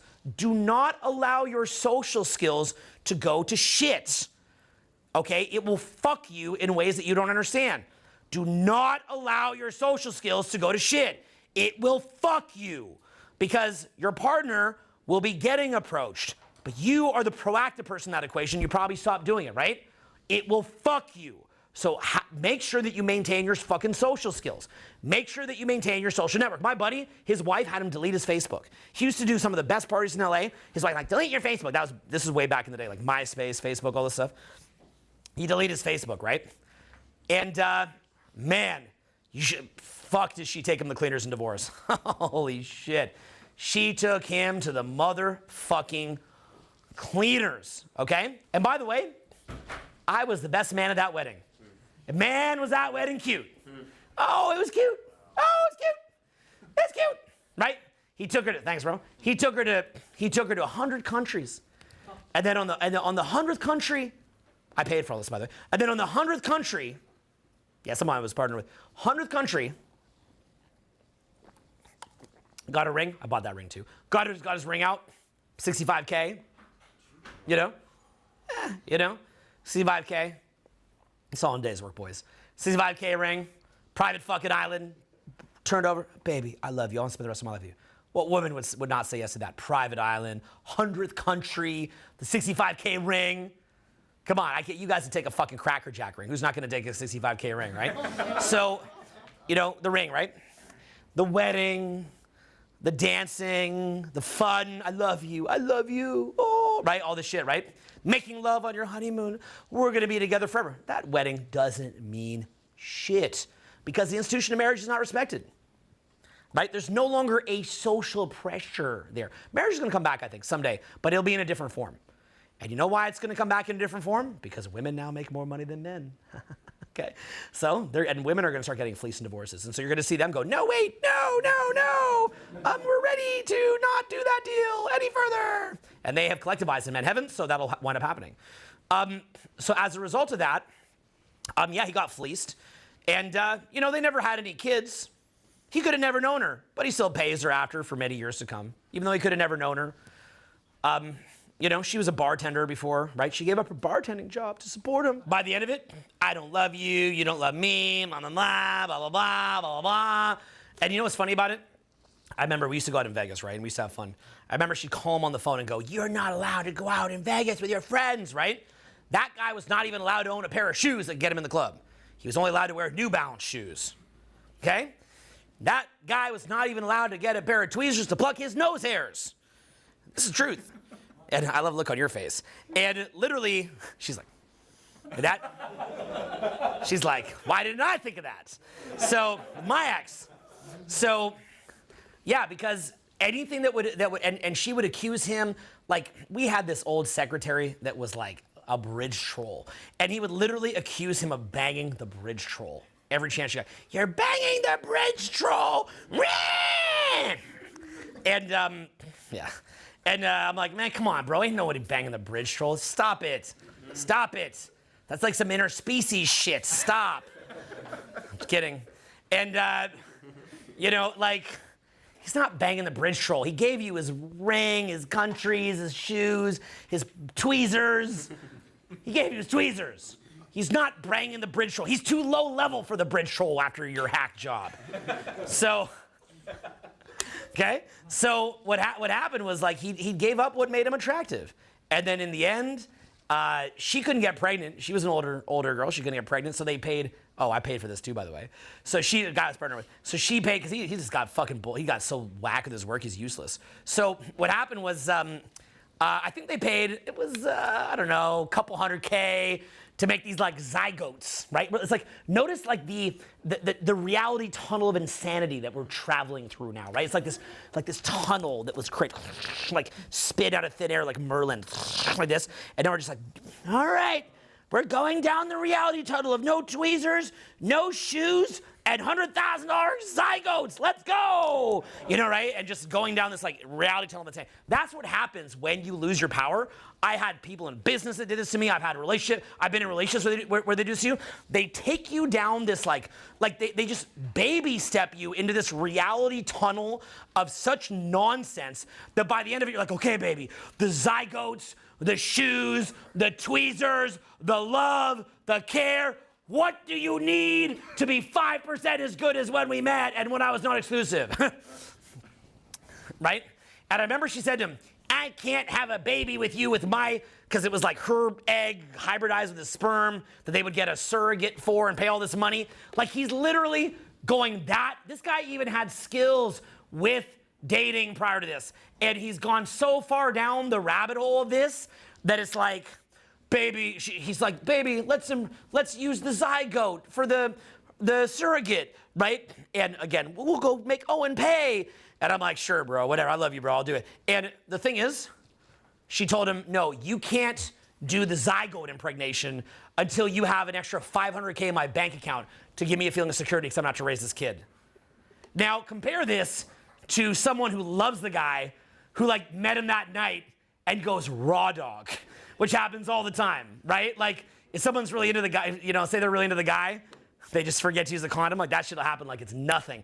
But when it's this little reality tunnel and the buyer-seller dynamic's been shifted and the value's been lost, the respect's been lost, now it's, you will give me the zygote, you'll give me the $500K, you will not wear the shoes, I will fucking bitch you out for banging a bridge troll, I will do all this, I'm gonna send this fucking video, he's gonna lose his mind, okay? And by the end of it, here's the punchline. It's not even funny, it's just fucked up, okay? You wanna hear a fucked up punchline? This guy was like the most confident kind of asshole motherfucker you've ever seen. This guy would ream out everybody. He was a terror to work with, screamed at people, didn't give a fuck, had no manners whatsoever. Total fucking prick. He was like the Suge Knight of like, you know, the shit that we were doing. But for some reason with her, it's like his karma would just let him get a spanking. Like, spank, spank, spank, you naughty boy. Yes, baby. Yes, baby. Yes, baby. And he would take it until she fleeced him. She fucking fleeced him. And fleeced him in divorce. And the thing is, after that, he became a completely different person. He was so broken that he begged her and pleaded with her to come back. And he was so utterly, utterly, utterly broken that he never looked the same. He looked like he was lobotomized. Say that word after me, lobotomized. Lobotomized. So they don't do it on purpose. You did it to your damn self. I did it to my damn self. He was lobotomized, okay? So, yeah, everyone comes up to me like, dude, he's not the same anymore. Like, he just doesn't look the same. It's like fucking weird. Like, what happened to this fucking guy? It's just, he looks weird now. Because what happens is you give away your whole fucking soul. You know, it's like when you do an approach the wrong way and you give up too much of your soul and then you feel weird after, but it's like the mega dose. Rah! Rah! I just like saying that. Rah! Rah! How many more times is that funny? Rah! Still? No. Less funny? Rah! No? Okay. So, yeah, it's the lobotomization. It's basically just, you know, you gave yourself away, you get lobotomized, And then what happens is, because you're lobotomized, then what happens is like, you go to meet somebody new, but you got no swag.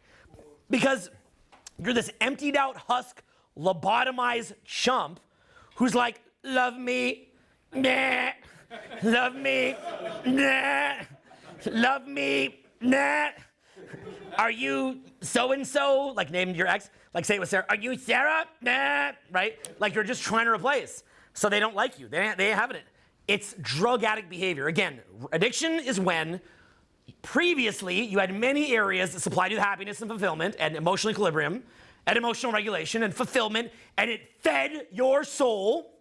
And then what happens is one thing feeds your soul. You allow that to happen. You no longer are the person who they could respect. They leave. You beg. They negotiate worse and worse deals. You say yes. They lose further respect. They become fucking demonic power trippers, not the person who you met. You get lobotomized. You give away your soul. They leave. You're empty. You beg. You plead. Then you're told, no, you've got to go to the gym. You've got to go out. You've got to meet people. You've got to rebuild. You've got to do a party. And you go, no, no, no, no, no, no. I don't want to do a party. I just want love. Give me love. Okay? And you're fucked. So you have to have what's called a protocol, y'all. Okay? A protocol. And with that protocol, it has to be, okay, look, this is where this has gone. I love this person. I wish, I pray that we could have what we had. But that ship has sailed. Once you've lost respect, it's done, guys. Okay? Guy or girl. It's not about women. It's not about men. It's guy or girl. They don't respect you anymore. And if previously they put you on a pedestal, you had a version of them, and that version still exists for the motherfucker on the boat, okay? For that other motherfucker, but not for you. You're not gonna get that side of them again. And you miss that tender, sweet love. And when you go out, you know what you see? You see cold-hearted, transactional, empty shells. You feel it. You're like you had this like, there's a tangible love. And like, I know this sounds fucking crazy, but there's like, this is real. There's an energy of love in your home when you have a significant other who brings love to it. It's magic. It's fucking magic. And what happens is like, you know, you go out and you see other people that have also been traumatized and they've kind of closed off. Like when you go back out, like your ex, man, you could have like asked them to shave your back. You could have fucking farted. And they would have gone, you fart the baby, that's so cute. You're like a little baby. I love that bald spot. It's my favorite spot, right? And then you maybe power trip a little bit. You're like, yeah, I got this shit on lock, y'all. She even likes my bald spot. This bitch likes my farts, right? You're thinking like, they'll clip that for sure in the next media scandal, right? So, yeah, it's a joke, but okay. No joking. So, it's also serious. So what happens is like, you know, so you think that you're that guy. You go out, and like when you go back out, here's what you don't realize. Like when I first went back out, I remember I invited some people back, and like it was just kind of like cold in my house. And just because it was cold, they're like, we're leaving. And I'm like, just because it's a little bit cold, suddenly I appreciated my ex a little bit more. I'm like, you know what? She put up with a lot of bullshit that a lot of these new people would not put up with because they're not in love with you. So they are purely there for the transaction. They're just there to get good emotions, right? I remember that night I ran downstairs. I got all these winter jackets. I got a bunch of winter, like Canada Goose and Montclair jackets. So I brought them up. Then they posed in the winter jackets. I'm like, oh, okay, we got it still popping here. And, you know, that was fine. But I realized, I'm like, man, like I gotta get it popping up here. I had to put about $50,000, $60,000 into my crib because frankly, I'd let it fall into disrepair. In the past 4 or 5 years, we mostly traveled. I didn't really need my house to be that much in repair. Do you guys see the crib now in the lives? It's got all those lights in it. It's all fucking crazy. Because the house looks like a fucking nightclub now. But, you know, that was about 50, 60K in renovations on the house. I had to go befriend promoters. Now, you guys know fucking promoters, how they are, right? You know promoters? Any of you guys know promoters? Yeah. It's like demon scum. So you have to go befriend, okay? I hope they didn't make it this deep in the video. They probably haven't because they're on cocaine. So that's the truth. That's the truth. It's true. I can say that knowing I might lose my promoter connects, but they won't make it this far. But if they did make it this far, I just want to let you know, I talked about the other promoters, okay? So, okay? You do not have a cocaine problem, sir. So, yeah, a lot of these promoters, they get involved in that lifestyle. They're just living the moment. It's like fucking stupid. So they're good guys, you know. They live in the moment. So anyway, so what happens is now you're befriending promoters. Now you're befriending fucking all these people, you know. And it's very, very cold. It's very, very transactional. But you know what you realize? Here's what you realize over time. A lot of the people that you're meeting seem cold, but they've been hurt too. And the way that they cope is they go into this place where they're very closed off. And if they meet the right person, they can eventually actually open up, but it's a process. So they have a process that they have to go through, and you have a process that you'll have to go through, and you're now facing this. You will not likely get a significant other until you do not want a significant other. Okay? Now, take this from me. I've taught this for 2 decades. The behavior pattern that I have seen is that every guy who says, I don't want to go out, I just want lovey-dovey, the connexion, l'amour, the love. Every guy that says that can't find it to save their fucking life, okay? If they had a gun at their fucking head, they will drive everybody away. But the second that a guy comes to me, he's like, you know what I've realized? I fucking love being single. Fuck relationships. I never want to be in a relationship. I will literally point them out and go, you'll be in a relationship in 10 days, okay? 10 days later, you will have met the love of your life. You'll go, that was crazy. I believe in love. I'm in love. And you will be in a relationship. Because what will happen is you'll now be desirable, right? So what has happened is, to be specific, there's an energetic shift. So the energetic shift is that previously it was an energy of taking, and then because you were unfulfilled and they feel that from you, and you're like, but see, what you're doing is you're justifying it. You're going, no, it's not that I'm a bitch beta black hole beta triple B. It is that I am a lover, right? And you're like, I'm a lover, so I just want love. And so you say that to yourself, but really what it is it that you're a lover? Oh, you're just a lover, and I'm the bad man, and you're the lover. You have moral superiority, don't you? I'm the lover, and I love connection, and you're just the cold man, the cold bad man, and I'm the good man, because society tells you that love is the most important thing, and I want love, and you're the bad man. But in reality, you're not the lover, good man. You are a bitch. And the reason why you're a bitch is because you're fucking lazy. You want to live in your fucking suburban house where you're comfortable. You don't want to have to go out. You don't want to have to use your fucking voice because your voice got sore when you went out. You don't want to have to go meet someone because you can't handle the rejection because you're a bitch. You don't want to actually have to socialize. You don't want to actually have to put the money into getting a good party location or getting a good container event or networking or meeting people or putting in the time. You don't want to rebuild. You don't want to go to the gym. You don't want to rebuild your wardrobe. You don't want to have to actually be happy because you even got addicted to negativity and fighting in the back half of the relationship, so you're just addicted to fucking arguments all day, and you can't handle just laughing with people and being fucking social and actually enjoying it, so it actually sucks energy from you to be happy because you just want to be miserable like in your fucking tail end of your relationship. So now you're stuck there. That's not you believing in love. That is you being a fucking lazy sucker bitch, and you don't want to do it. You're not morally superior. You're fucking lazy, okay? You're not willing to embrace the process. So embrace the process. And what you do is you say to yourself, okay, look, I am currently addicted on one thing. My brain and my energetic system is wired to be hooked on this one thing. And I need to disperse and diffuse my energy inputs.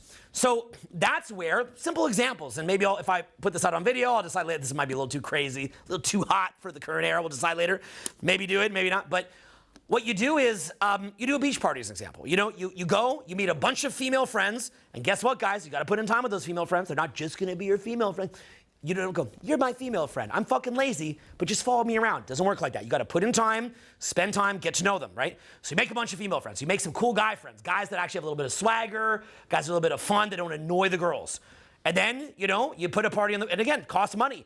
You go get a couple little tables, you put like a white sheet on them, you tell everybody to wear white and gold, and you go out to fucking, you go out and you do a beach party, maybe like 10 guys, 10 girls, you get a bonfire going, and now you put it on your Instagram stories, right? And then the other girls see it, the guys see it looks fucking cool. And you know what's funny about this whole thing? You have a great time. You actually do. You have a great fucking time, right? So you can be like, no, I don't want to actually have to do anything. You could say that. or you can embrace the motherfucking beach party. Now that beach party thing, I think I did that last week. And I went to Erewhon, and anyone who's from the West Coast knows the price of Erewhon, right? Anyone know? Yep. The world's the most snobby grocery store, featuring the Hailey Bieber smoothie that every girl will drink. And so I bought $200 in steak and another $100 in little items, because you got to bring something to picnic other than your fucking appetite, right? So I contribute that party. My other friends bought pillows, they bought tables, and they put it together. Everyone's got to throw down a little bit. That's part of life. You got to pay to play sometimes, right? Now it sucks when you're used to having a relationship and you could have put that money into your partner, right? And now you're like, well, now I'm going to go through this party. I didn't even know I'm going to see any of these people again. And that's kind of part of it, you know? You do any kind of party, you don't even know what you're investing into. But at the end of the day, what were you really investing into before? Someone who hates you? Someone who doesn't respect you? What did you really lose? So rather than being pissed that you're putting a little bit of paper into who knows what, it's a risk, it's a gamble, you say to yourself, you know what? Better than saying that shit. Even if you love the person, but the dynamic had gone to shit, even though they're not shit, but the dynamic went to shit. Because there was too much slippage in the dynamic, and you let it get away from you. So now you're out on the beach, and you're having a party, and you know, maybe you meet someone. Maybe you have a lovely night out on the beach together with someone special that night. And you're like, you know what? It's still not my partner who I love to death, but you got to understand something. That version of them, that version is never coming back. That's not for you anymore. That's for somebody else now. Somebody else has that, not you. That's not available to you anymore. So guys, rather than being stuck on the past and fixating on it, embrace the future. Embrace the beach party. Embrace fixing your house up. Embrace the gym. Embrace laughing with your buddies. You know what it means? Maybe you set up that trip to Vegas with your buddies. Maybe you do that nature trip with your friends. And by the way, after a breakup, there's two parts I think are the weirdest things. Actually, I'm going to say three. The three parts that are the weirdest things are, first of all, I would say the quietness. It's just eerily quiet after a breakup, isn't it? Because you're used to doing things with your significant other, right? You go to the spa with them. You go to the gym with them. You go on trips with them. So there's always this kind of dialogue going on between you and your partner. They're your other half, right? It's beautiful. It's a beautiful thing. And all that you hear now, like my memories of like my most significant breakup, you know how I think of it in my head? It's just the sound, like this is a rug, but imagine if this was not a rug, it was like wood or something louder. It's just the sound of feet. It's a lot of fucking feet. Feet. Feet. Feet. And breathing. Heavy breathing.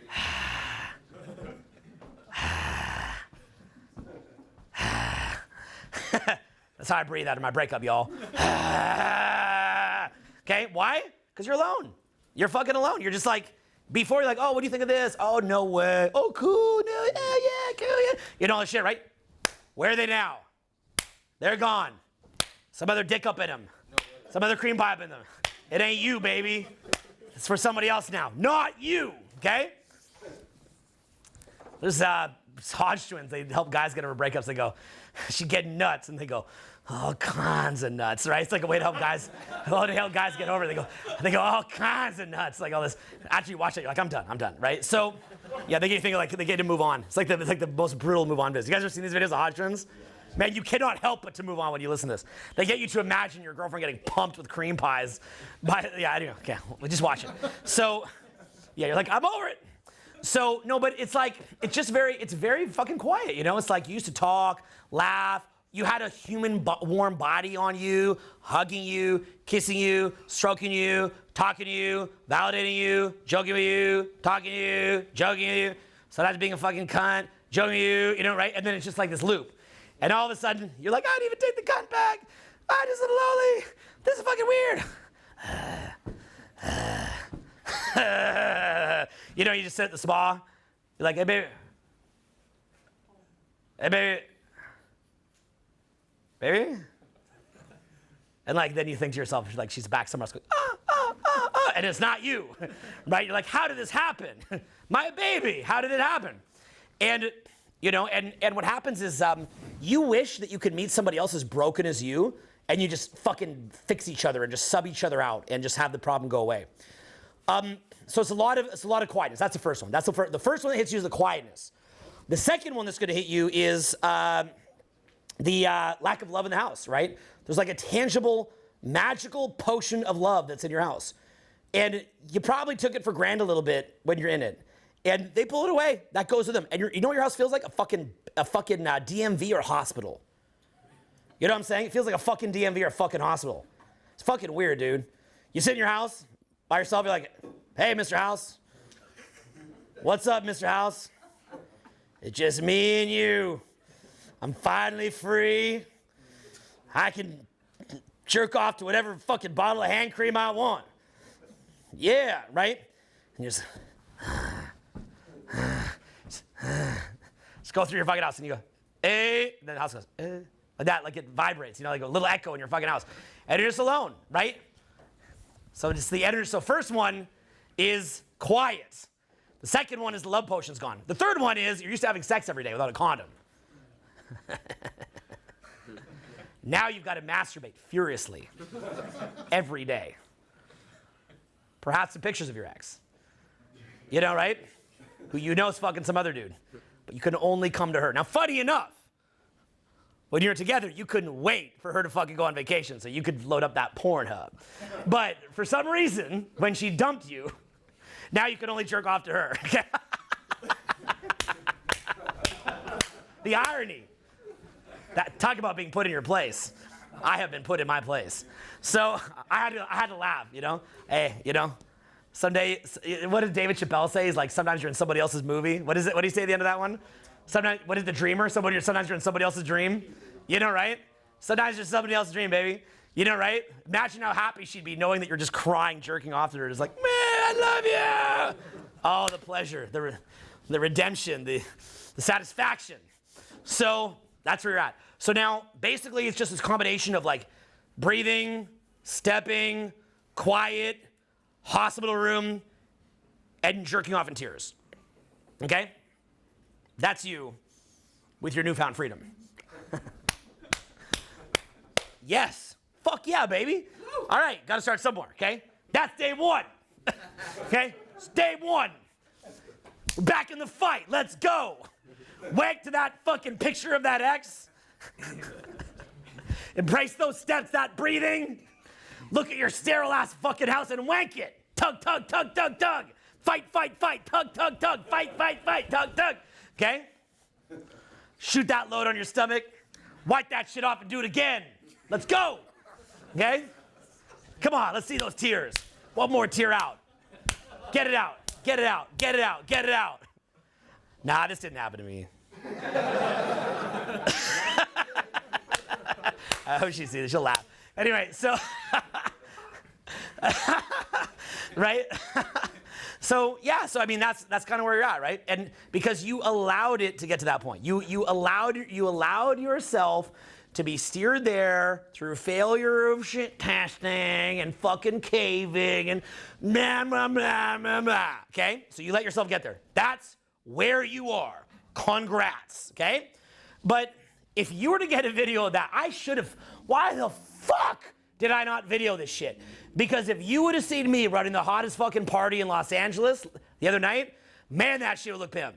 So it's one of these things where you'll get there, right? You will rebuild. You guys saw me, I was on a broken leg. I'm still kind of gimping around here. Do you guys see that shit? You guys see my accident? Broken leg, fib, tibial plateau, comminuted fracture. The fucking nurses were crying and shit. They felt so bad for me. And I didn't even know if I could walk in. Now I'm hiking and I'm walking. You know, things are looking up and up, right? We do heal. Take enough calcium pills and enough fucking rehab, and eventually you shall walk again. Okay? So what is the calcium pills and what is the rehab for these situations? Well, it's like I told you. You've got to get clearer in your protocol. You've got to get clear in what it is that you're going to do. That means, for most of you who can't handle going out without being in the gym because you can't do it, you're going to have to be back in the gym, okay? And frankly, I also would say that the gym is a great way to burn off steam, okay, to actually kind of push through the pain of what's happened. Then what you got to do is you're going to have to move, and you're going to have to move somewhere in proximity where you can meet new people.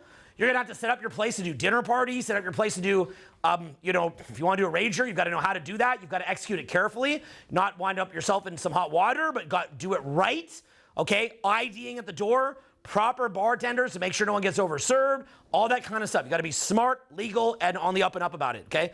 Dot your I's and cross your T's, okay? Dot your T's and cross your I's. Do what you got to do. So you've got to do that.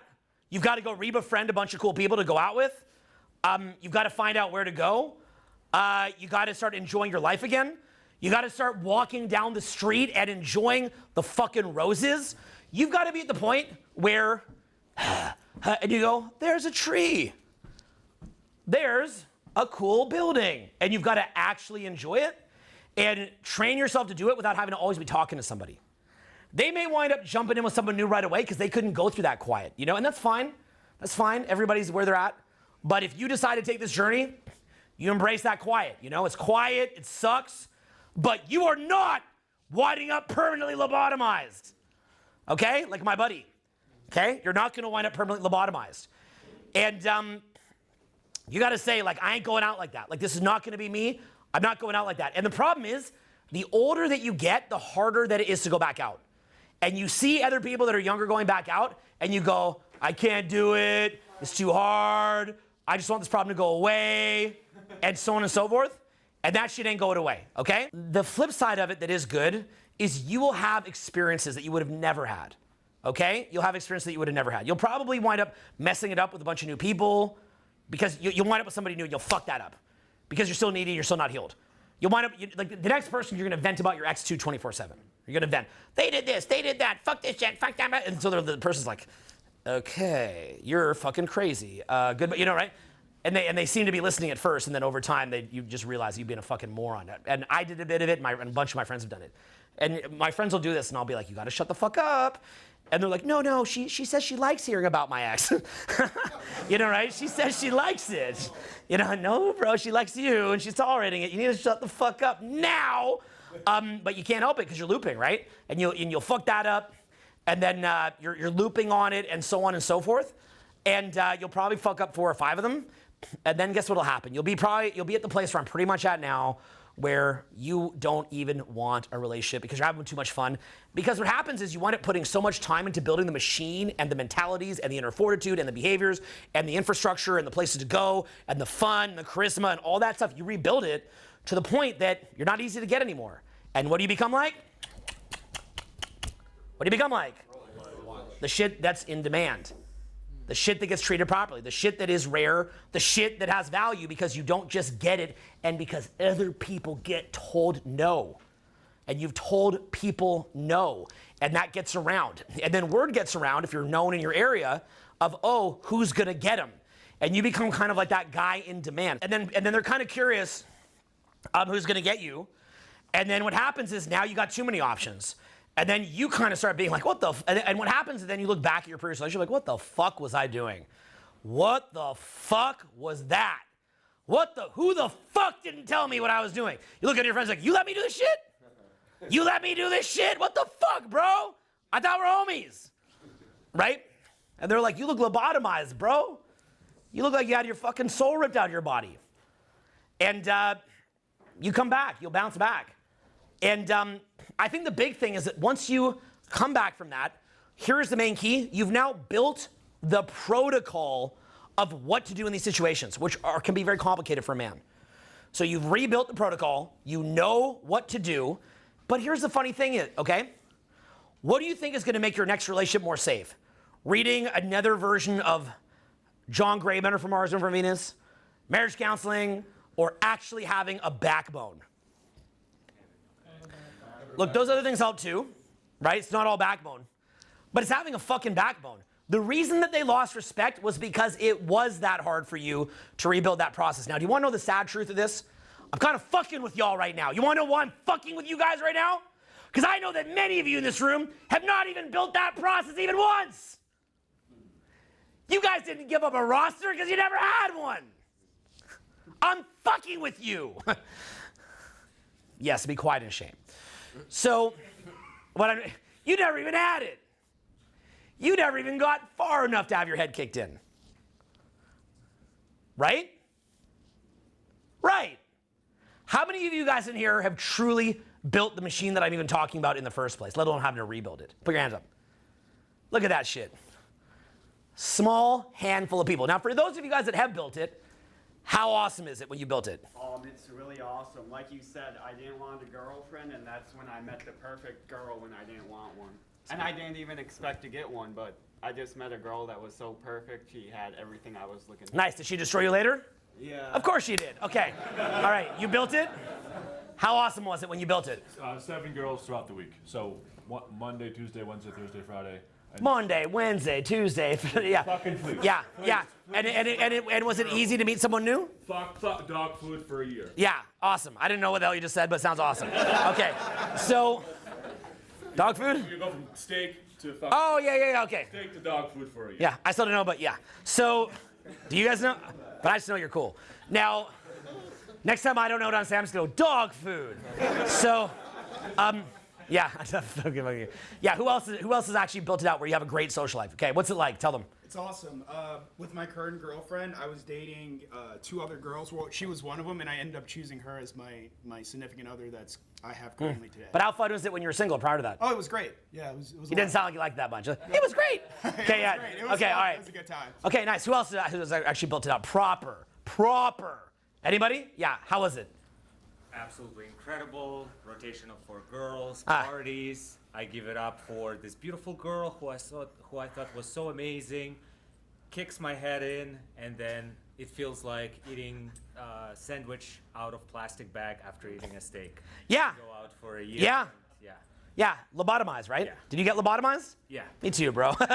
It's all good. Okay, we come back, right? How much your brain grew back? Stronger than ever. Good shit, yeah. I'm working on my brain coming back, but it's coming back. So, yeah, who else has been through, like really built it up in a major way? Anybody? Yep, you built it up big time? How was it? Yeah, just rampage. Yeah, All over. super fun? Yeah. Yeah, did you also get a significant other get destroyed after? Yeah. Right? So well. See, I look like like for those of you guys that haven't been through this, you're like, is this really what happens, right? And then you ask everybody and it happened. The reason why it happens is because for most of us who built that up, we were a little bit more beta, we were a little bit more shy, and then we kind of built it up and we kind of didn't know what we're doing, but really we just wanted to love the whole time. And so then when we got it, we kind of caved too quick, threw up the white flag too quick, and then what happened was we weren't really living that life fully as much as we could. And then what happens is because we just wanted love and security the whole time, we didn't fully embrace it, and as a result, it was like building a home where the foundation wasn't set. It's like building a dam, but the dam isn't strong. So the only way that dam is strong enough to provide containment for that relationship is if you know what you would do when single. That's it. You have to know. This goes for women. I'm talking a lot about the men experience. Women have their own version of this. It usually involves a bunch of like self-love and massages and sound baths. But believe it or not, that's tough for them too, even though it's like, as a guy, you're like, come on. Like I just gotta go to a sound bath. That's it? Do you guys know what I'm talking about? Yeah. You guys are drawing blanks here a little bit. Because this is fun. I'm saying some funny shit. You guys are laughing. Thank you. Yeah, this is like, no, but this is some funny shit. You guys know what I'm talking about? Because for them, okay, you guys know my homie Aaron Dowdy, right? They just go listen to Aaron, basically. Okay, Aaron is like, okay, so hey guys, it's Aaron. Aaron's gonna see this. Okay, it's like, it's Aaron, and you are awesome. And just, you are awesome. And they're like, I am awesome. And then they get a new boyfriend. That's basically like, look, I think this is funny. You guys just don't understand what the fuck I'm talking. Okay, let me break this down a little bit more, okay? As a man, it's like what you have to do is this very massive action intensive behavior for like several years, right?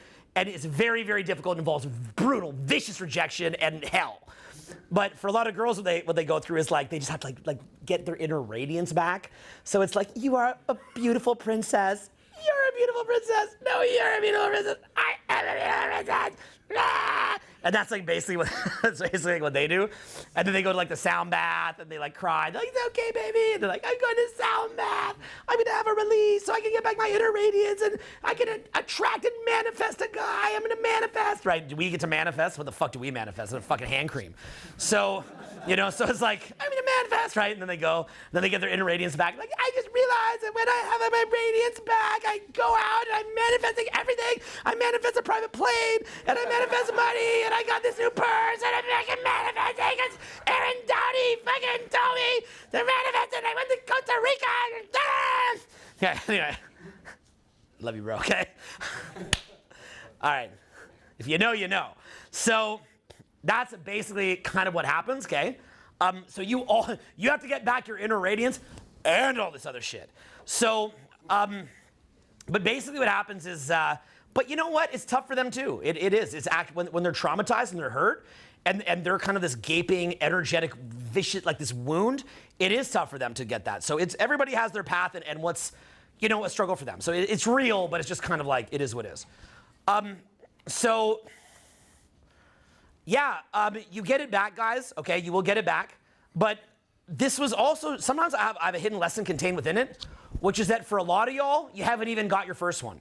Okay, you haven't even got your face kicked in yet. So what I'm going to suggest to you guys is that I will teach you step 1, how to get your fucking face kicked in. Okay? So if you want to learn how to get your face kicked in, okay, if that's appealing to you, then you've got to actually learn the process to even meet someone really good in the first place. Okay? And that involves understanding social skills, how to meet new people, how to set up things like events, social circles, fun things, and you've got to go about that process. And what'll happen for most of you is you'll do that. Now, if you just do the motherfucking Taco Tuesday, you're not going to go through this hell that everybody else went through. But for most of you here, you will not do the Taco Tuesday. And I say that metaphorically. It doesn't have to be Taco Tuesday. Some guys like Taco Tuesday. Always Taco Tuesday. But like by Taco Tuesday, I just mean something fun and social that you sustain in a relationship. Keep doing your gym, because most of you need to. Keep socializing. If you keep that and you keep a backbone and you don't move to the burbs prematurely, you'll be fine. You won't get screwed. But because most people will cave, because you just want love, and look, the truth is, here's what happens. You just want love, and then you look at a speech like this and you go, yeah, I like Owen and everything, but he's kind of too hardcore. And this is what happens with everybody. It's a little hardcore. And then what happens is you get in a relationship and you think it can never happen to you. I thought it could never happen to me, to be honest. I thought it could never happen to me. You know what I'm saying, right? You thought it could never happen to you. Because it's too good. That could never happen to me. And later it does. It can, and it will happen. And it will happen as predictably as the sun coming up and the sun coming down. It is absolutely predictable. This will happen to everybody. And so it's not about just being like, oh, love, love, love, love, love. It's about having love, but it's also about embracing heartbreak, and it's also about being a realist and being objective and being an empiricist. And so yes, guys, you have to have a backbone. Yes, guys, that applies in business. Yes, guys, that applies in any social relationship at all. If people don't sense a boundary, you will have problems, okay?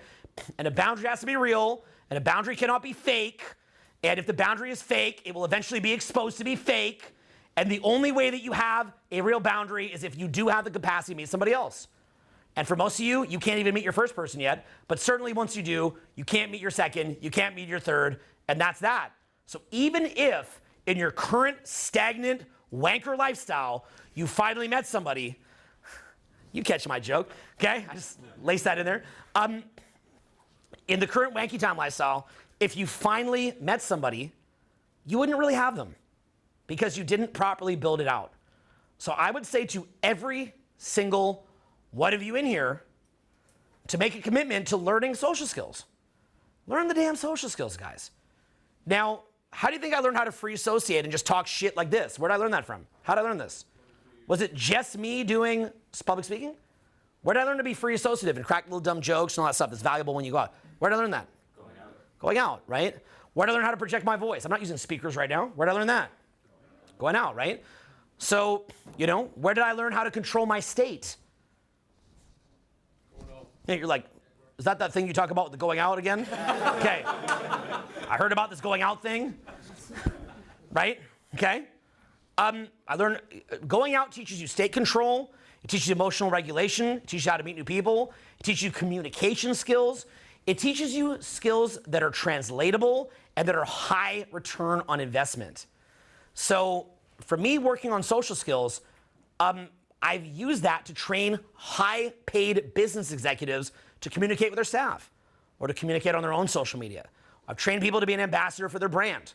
Social media is probably the single biggest digital gold rush right now, and most people are not using social media effectively, right? You guys realize for any one of you working some bullshit job, you could just learn these skills and go crush social media, but of course you won't do it, right? You could just go do it. What do you do for work? I'm advocate for Freedom Mortgage, Cool. lender servicer. How about this?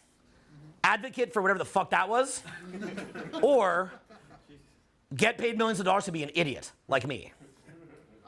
Okay, thank you. So that's what I'm getting at is you can make money from this shit, okay? Like I've taught many of the top social media influencers, and most of them I make them go out. I'm like, look, if you cannot hold attention of a random person when you're out, you're not gonna hold someone's attention on camera. Okay, so in my case, by the way, because I have built social circles and because I do have parties and all that, I never have to go out again. I don't need to go anywhere. The best place for me to go out is my house. My house is a nightclub. It's baller, and it's better people there than any club in LA. So I don't need to go out. Why do I go out? To get rejected. Why do I like being rejected? Because you get rejected when your energy is off. So it trains you to have energetic control. How long have I been speaking up here? I've been up here all afternoon, up here all fucking night, and I'll be up here all tomorrow and all tomorrow fucking night. And my energy is well managed. I understand how to keep energy moving out. Where did I learn all this? Was I born with it? Did I pop out my mother's womb public speaking? Thanks, Mom. That womb was great. I'm ready to face the world. Where's the seminar room? Okay, I got that, and the ability to make dumb jokes like that from being free associative, from going fucking out, okay? So what I'm trying to show you is a metaphor. What I'm saying, you made yourself vulnerable, you gave up your roster, you gave up your thing that you built. I know that most of you have never built it. I'm saying that to fuck with you, to get you thinking ahead of the problem, okay? To make you understand that the problem doesn't go away when you meet one person. You're thinking, if I could just meet one person, I will find the love. Yeah. And it's just not true. It's not fucking true. Thanks, yeah, it's just not fucking true. You cannot keep someone who you could not replace. And you can't replace the specific person, and you can't replace the shared memories, and you can't replace that specific love, but you should at least be able to meet someone at that same level within, say, 2 or 3 weeks. Okay? So that's how you can just throw that over to me. Let's play catch. Okay, so yeah, you have to get it to where you can replace them, okay? Guys, just like in my business, I can never do a shared back end with coaches. It's a vulnerability. It's not me being negative. It is fucking with human nature. It's like if I take this fucking watch off and I leave it on the fucking desk and I leave it there for the next 2 days and I go, no one take it. Okay? Come on, bro. At what point am I the idiot here? Like, yes, the person who took it's a dickhead, but at what point is it kind of my fault too? Okay? Yes, if you don't have the ability to meet somebody new and they're mean about that, they're kind of being a dick. But if you leave the watch on the table, you're as dumb as the person that took it. Okay? So if you're trying to meet someone special who you're really into, you have to have the capacity to meet people like them. That doesn't mean you won't be hurt. Doesn't mean you won't be sad. Doesn't mean you won't cry in your own crusty cum while thinking of them. But what it does mean is there's at least some kind of a fucking boundary. Okay? And again, you use these skill sets in order to change your life in other ways. So guys, don't forget to learn social skills, okay? So what this is gonna allow you to do is have a fucking boundary, and it's gonna allow you to empower yourself. And it's gonna allow you not to wind up fucking lobotomized, okay? Because you'll see guys and women who have breakups that never come back. That's what you guys understand. When I called my buddy every day for like a year, he would have never come back. But that's with me as his coach for an hour a day. And he did bounce back. But that's me as coach an hour a day, and you can't afford that, okay? So understand what you think will be your greatest victory, which is getting a significant other, can wind up being what lobotomizes you for real.